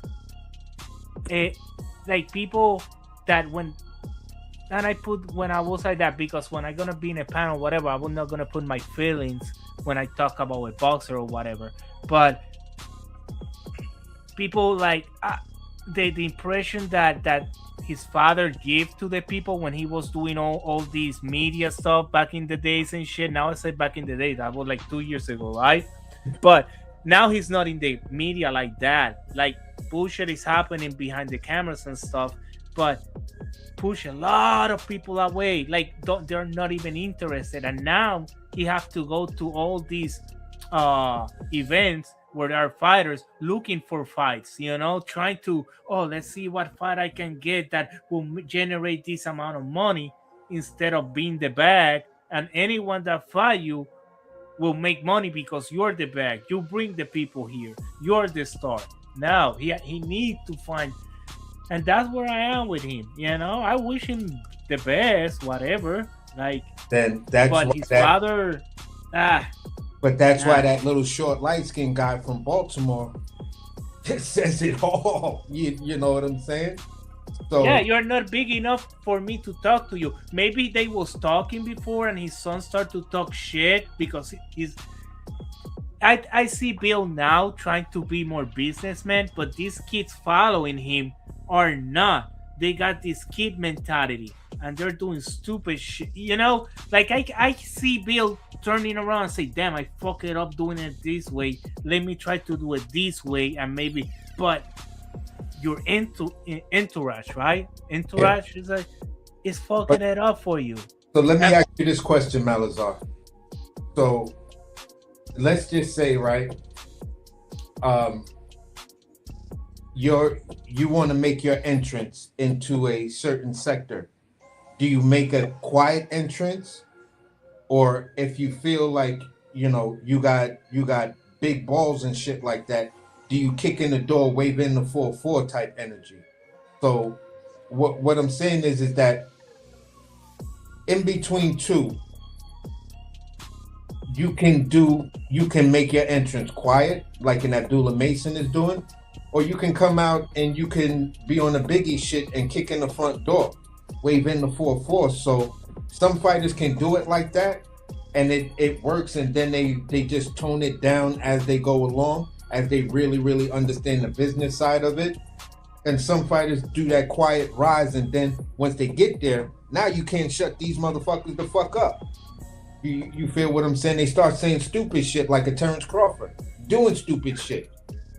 But at least he beat the guy, you know, and he's gonna be retired. Yeah, but the point I'm saying is that he came in quiet. His rise was a quiet. Yes, very quiet. And you know, he got 2 fights, put him over the top, and now he's like big bro, OG, Omaha gangster. You know, I'm ready to smack shit out of an old ass man for hopping around and shit like that in front of me. And it's just like, nah, bro, that type of energy is nah. Yeah, no. But I think Abdullah Mason and Chucho Carrington are doing it the right way in the ring. You don't need to go look fights and shit with nobody. You get inside that ring, you fight, and you knock out people. Because Chucho, his last 2 performance wasn't that good. Even when Inoue was there, that Inoue stand up and left.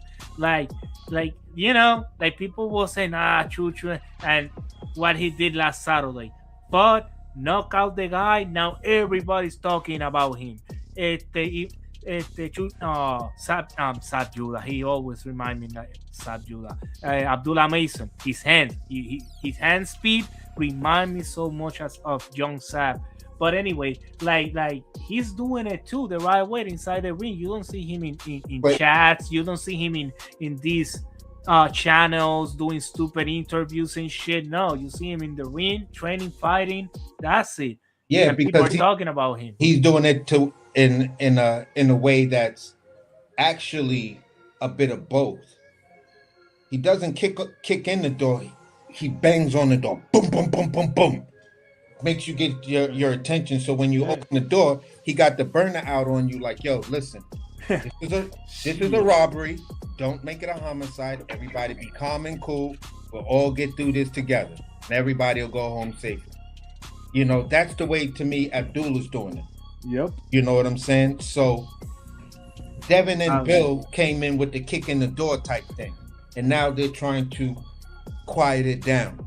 You know what I'm saying? Other fighters have had their quiet way and then got extra loud. Shakur ran in the door after Bud Crawford kicked it open, like, yeah, that was the little nigga that was with Bud. After Bud, after Bud got to that level and stuff like that, Shakur wanted to be the little nigga that's on the side, like, yeah, we kicked in the door. No, he did it. Yeah, we did it. No, we did it. Yeah, why you hating? But Shakur is capitalizing because he saw like Crawford is 40. He's fuck that. I'm the young boy. Now he's no face. You took down the face. I gonna run through it. Strategic Stevenson is what I call him, man. Yeah. Strategic Stevenson. So that's basically where we are right now. But Devin and them is trying to, we already proved we can kick in the door, but now we just want to, be quiet. He wants to be, I'm the youngest OG out of all of these dudes. That's the way the trends between what Bill is trying to set up now. He's trying to set in my opinion, Devin up to be like an OG of boxing. Yeah, these dudes do what my son did first. They trying to follow my son. And eventually you're going to start to hear those talking points come out as they continue with their career or whatever they're going to do with their career. You're going to hear them now say, oh, no, you can't make him the face of boxing. My son was doing this shit. He was doing this shit before all of these guys was doing it. My son was the one running around here chasing the top of the line guys when they were actually at the top. You feel what? We didn't wait for a guy to get, car accident and eye surgeries and you know what I'm saying, a partridge in a pear tree type shit. We went after these dudes when they were still on top, and we beat them. So Bill has that talking point, and if he's smart on his way of toning it down, now you're going to start to set the precedence there of saying, listen, Shakur is a great fighter. Keyshawn is a great fighter. But they're still chasing what my son did. Do you feel what I'm saying? Now Shakur is a 2-division lineal. Devin needs to do something to do that. He's a 4-division champ with only 1 title defense. Yeah. I'm gonna Google right now how many title defenses Devin Haney has, and we'll compare shit like that if we're gonna talk about who's the face of boxing. If we're gonna look at all of these new guys, I'm not gonna fight. No. I'm just saying that just to be facetious. There is no real intent in what I'm saying of ever having a discussion on out of them two who's the face of boxing. Like each one, I think they're splitting away. I hope Bill Haney don't call out Shakur and say, no, come up to 147. Like, bro, let him do his shit in 140. You do your you know what? Haney versus Conor Ben. That's a good fight. Let's watch that shit. Both are in 147, close to that weight. Yes, I want to watch that. I want to see Tank in 135, dominating the 135, Choo down there in the 126, 122 where he at the Shakur in 140, and Haney destroying the guys over there in 147, maybe get up even to, like that. Yeah, that's what I want to see. All full domination like that. But I don't want to make them cross weight and make gimmick fights. I don't want to see that. I want to see each one. And who gonna become the face of real boxing, or who gonna be the face of your division or your area or whatever? But dominate your own division and sell your fights, and let's see. I don't know. That's what we don't have today, is really that lineage of guys dominating their division. And this is where we were talking about earlier about how in this era of boxing, you got all of these guys that are doing this one up. I'm gonna just go up there, snatch the belt, and then drop the belt. Yeah, at the end of the day, I'm gonna say it like this: that's the type of shit that makes the sanctioning bodies raise sanctioning fees, because you doing stupid shit like that. You can't make a deal with somebody if you're going up and then coming and then gonna drop that belt. They're like, I don't give a fuck. I want my money. You know what I'm saying? We don't do this sanctioning bodies for you so you guys could come up, drop a belt, and then fuck our program up. Everything. You know what I'm saying? This is why Canelo and certain other fighters were able to move the way they moved as they went up and did other things. Like, yeah. Floyd was crazy with it. He'll get the belt, pay the sanctioning fee, drop the belt, and then fight for the same belt he just dropped when the next great contender says, yeah, I'll fight you for that. Oh, word? You'll and fight pay the fee. All right, cool. Why the WBC? Why he was always WBC champion and WBC always loved him and shit? Why? Because they know Floyd was loyal to the sanctioning body. It's loyal to a company. But Floyd is with the WBO, that's why, and he got in. But you don't need to get involved in that shit. You know what? You fought for that title. You did it one time, okay? But the second time, I know I know freaking Suleiman was too greedy and was asking way too much, but the WBC at the end of the day is the most media talk about title. So, No, but bro, see, but the thing is, like if you have somebody like Eddie coming out saying that the fight would be bigger between Boots and Virgil if they both had a belt, that's why I say I don't like when people try to have it both ways. You can't make that argument and people be like, yeah, you know, and they understand because that's how they gotta sell the fight. But then on the other end, then you want to discredit the sanctioning bodies and bankrupt it because at the end of the day, those people don't work for free. I always find it real odd how everybody would negotiate down to the goddamn socks. Like how Bud did Earl, he negotiated a coin flip. He negotiated all, like he basically stripped Earl of all of his everything, all his cachet, stripped him down and they wanted to turn over the books and do all kind of crazy stuff, which I understand, prudent businessman.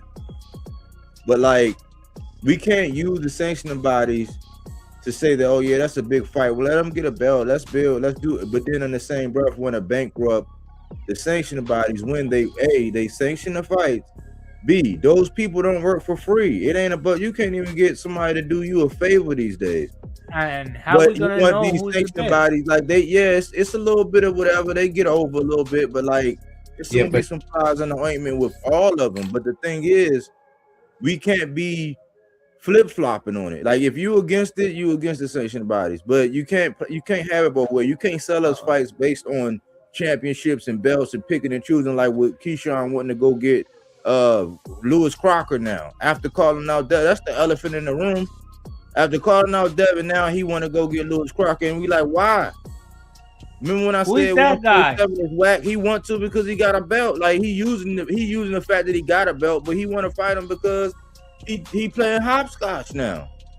Wait a minute. What weight division is that? 47? Yeah, Lewis Crocker is at 47. Keyshawn.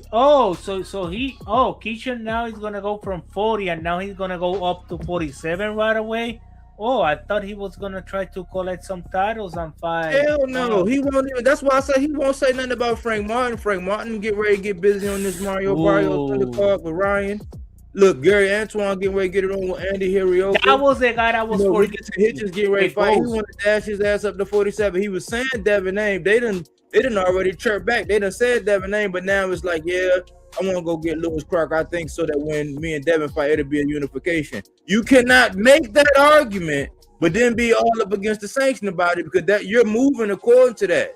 So they pick and choose. Just like all of a sudden, I said he did the same thing with Tank, and they always do this shit. He said after every fight, after the Gustavo Lemos, knock, Tank and all that, and I said I was asked AC. I said I bet you when he win that belt, he ain't gonna say Tank name. This nigga won that belt, and he was like, "It's two other champions out there. They know who their names are." And and then he just did it to Devin. And I hate to admit it that he did it to Devin. He just did it to Devin. Yeah. Like when Richardson Hitchens said he want the winner of Brian Norman and Devin Haney. If Brian Norman would have won, I'm thinking shit, they would at least sat down for a cup of coffee and we might have got that shit while the game was good. But Devin and them won, we didn't hear nothing. So that was the Richardson that we didn't hear nothing. Right? He said he want to move up after this. He said it. We documented it. We documented because I had laid out the groundwork for how Shakur was playing chess, using him like a pawn because he had De Los Santos on the menu. That was Shakur work. Then he was going to get Jermaine Ortiz. I showed y'all how he had a signed contract with Shakur name on it. And it's feasible because he fought Loma and Tio. You don't think that would have been part of the 6-fight deal, $18 million, that Jermaine Ortiz's name would have been on it? He said he was waiting so long, he had to take the Teofimo fight. This was before the Teofimo fight. Damn. You know, bro, and I just wanted to say this on the terms of the sanctioning bodies. Just from me and Malazar's debate about the Muhammad Ali Act, you can't make a fight in this country without the sanctioning body. No. They're the ones that actually report everything to the FTC. Yep. Like, so through them, all the governmental paperwork, the taxes, all of that, they do all of that paperwork for you. Not your promotional companies, it's the sanctioning bodies. So when it comes down to all of that, they play a crucial role in the making of a fight. And then for me, once I figured that out, it was like, okay, I am completely off. What does the sanctioning bodies do? Why do they need to collect these? Well, bro, if you really knew what they did, or you took 2 minutes to actually look at what they do, yo, they do a fucking lot for you as the fighter. They do a lot for you as the fighter. And what they do for you as the fighter is, you may not even be talented enough to be in the top 5 or the top 15. And I'm going to use an example like Jake Paul. You got all of the professional boxers, guys who went through the Olympics, guys who, started out from kids in boxing, but just don't have the machine behind it. You had Jake Paul ranked as number 13 in one of the sanctioning bodies. Ranked at like 13 or 14, whichever one it was. You feel what I'm saying? He was ranked there. And theoretically, the only real professional fighter that he had fought was what's the name, son, and Mike Tyson. So with that being said, the sanctioning bodies will allow your promotional company with a big enough donation to the 501c3 to buy you a position that's predicated on the level of donation that you put into the 501c3. Yep. So if you understand that's business and how a nonprofit works, bro. And plus, you can deduct that money from your taxes. They can give you, and if they got and here's the crazy part: the 501c6 allows you to take in that donation and then give someone a receipt that is now tax deductible. So by Crawford keeping all those 300K, really doing their business right, it's a write-off. I'm like, what are you fucking complaining about? Is you want that?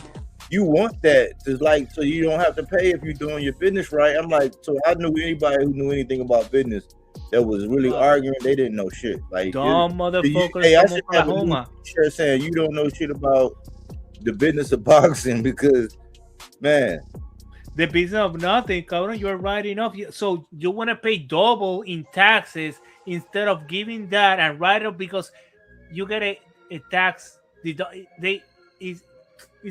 the deduction, but that deduction have like some other stuff that help you out and take more credit, whatever it is. I forgot, but it's gonna help you out way a lot, and you have to pay way less money to the Uncle Sam. What you mean? But whatever Crawford did, whatever he did, and some of these guys sadly are thinking that's the right way, and it isn't. Yeah, it's not, man. It's going to have a ripple effect, and they set precedents. It's be preeminent. Yeah, like the WBO. The WBO, the headquarters is where? Puerto Rico, right?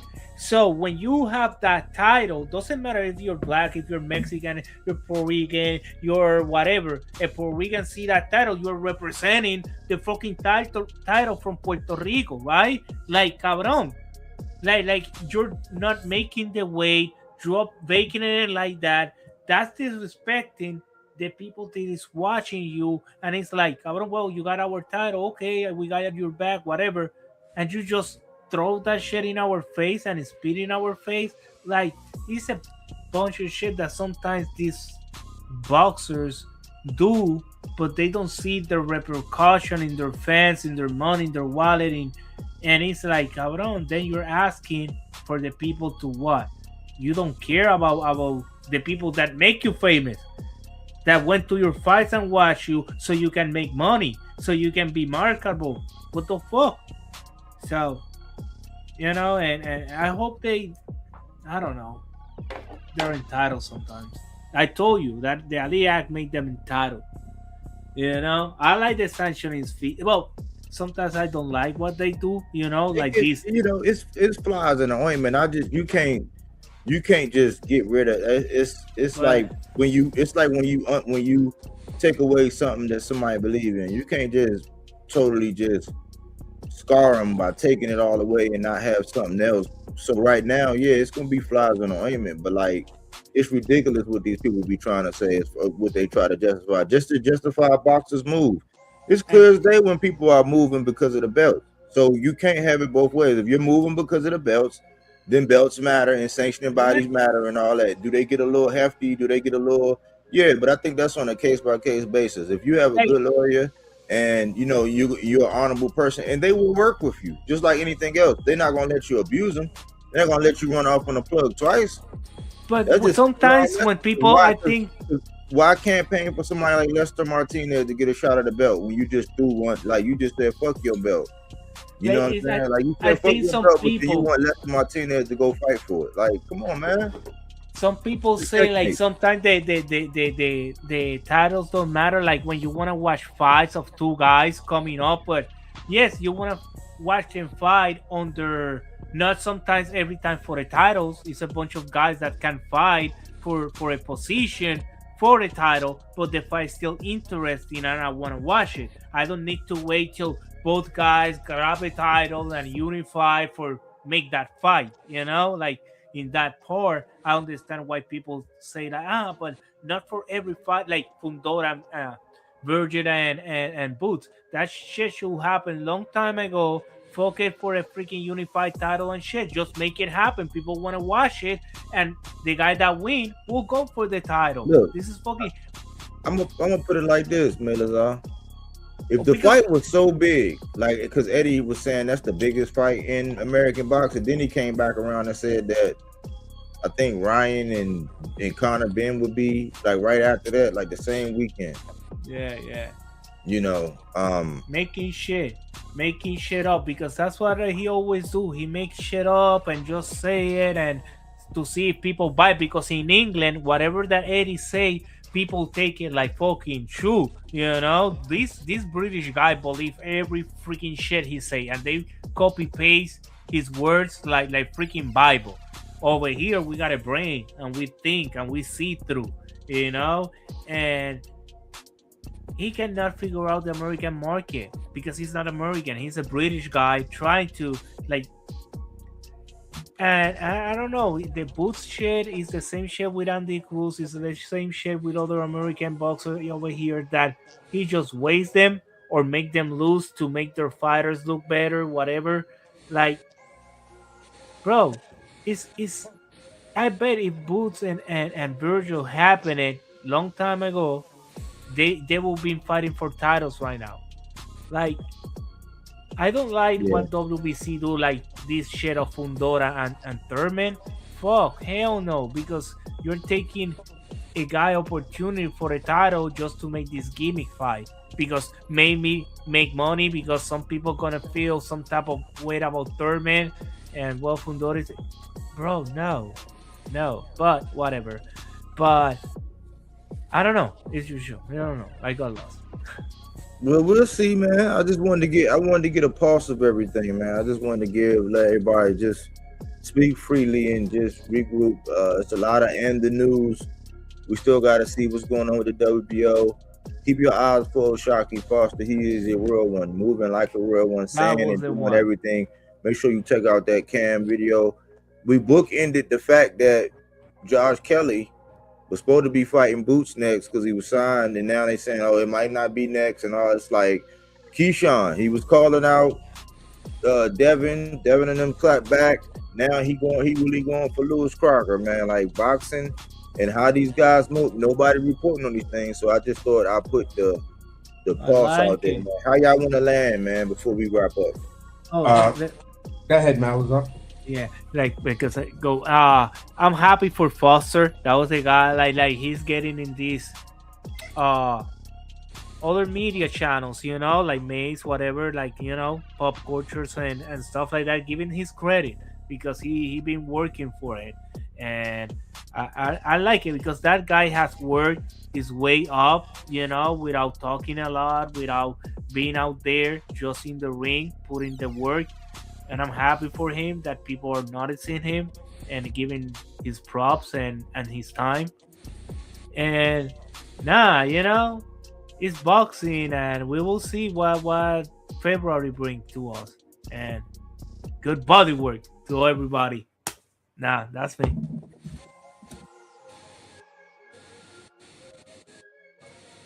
Well, basically for me, this is the way I feel about it. What's going on with Eddie Hearn right now and Josh Kelly? That's maybe they're reading the room to say, bro, that wasn't a good look for what you just did to Boots. Y'all could have really negotiated for Boots and really got him that Baccarat fight, and Boots would be that guy. So I don't know where you see Boots as becoming a mega star or whatever is going on with him. So for me, it leaves a lot of questions, and it's the type of situation that says something like this. You know where people's loyalties lie, where they place their hard-earned money. So the hard-earned money right now was everything that they did to get Josh Kelly versus Baccarat. He's been saying that he wants to make Josh Kelly a star, but you already have the potential of a superstar signed with you that you're not giving him the fights that make him the superstar. Now he's caught up in some, telenovela freaking negotiations for a Virgil Ortiz fight. And if that doesn't go through, it's looking like the Josh Kelly fight doesn't go through, but you still got, Papa Bear, the real, this is a kingdom, but there is an emperor. And the emperor just called out like, yeah, I see what you're doing over there in that little kingdom right there. Don't make me come down there. You know what I'm saying? And dudes got quiet. So I really don't know. So it leaves me at a weird spot concerning that. Bring it full circle to O'Shaquie. He's doing everything that we give Abdullah Mason, Brian Norman, David Benavidez, Bam Rodriguez. He's doing all of those things that they're doing by running towards the smoke. And then confronting it like, yeah, I got a match too. And I walk around wet off of gasoline. Y'all ain't ready to do this with me. So, I love that energy. I love the fact that he's trying to do this. And yeah, there should be more of a spotlight on his energy and what O'Shaquie is bringing to the table. Basically, yeah, it seems as though he's favoring Josh Kelly over Boots. Unfortunately, that's the way it appears. Whether that's actually true, I don't know. But just off of face value, appearance, perception-wise, it's looking that way. So outside of that, I'll end it right here. O'Shaquie is, he's on that Predator shit right now. He landed on Earth. He's got the dreads. He got the little shoulder rocket right there. And he's just collecting data. And when that man push that button and move, it's going to be something special to watch, something special to see, and everything else, depending on which one of these guys is going, grow a set and get in the ring with him. And that's where I end it.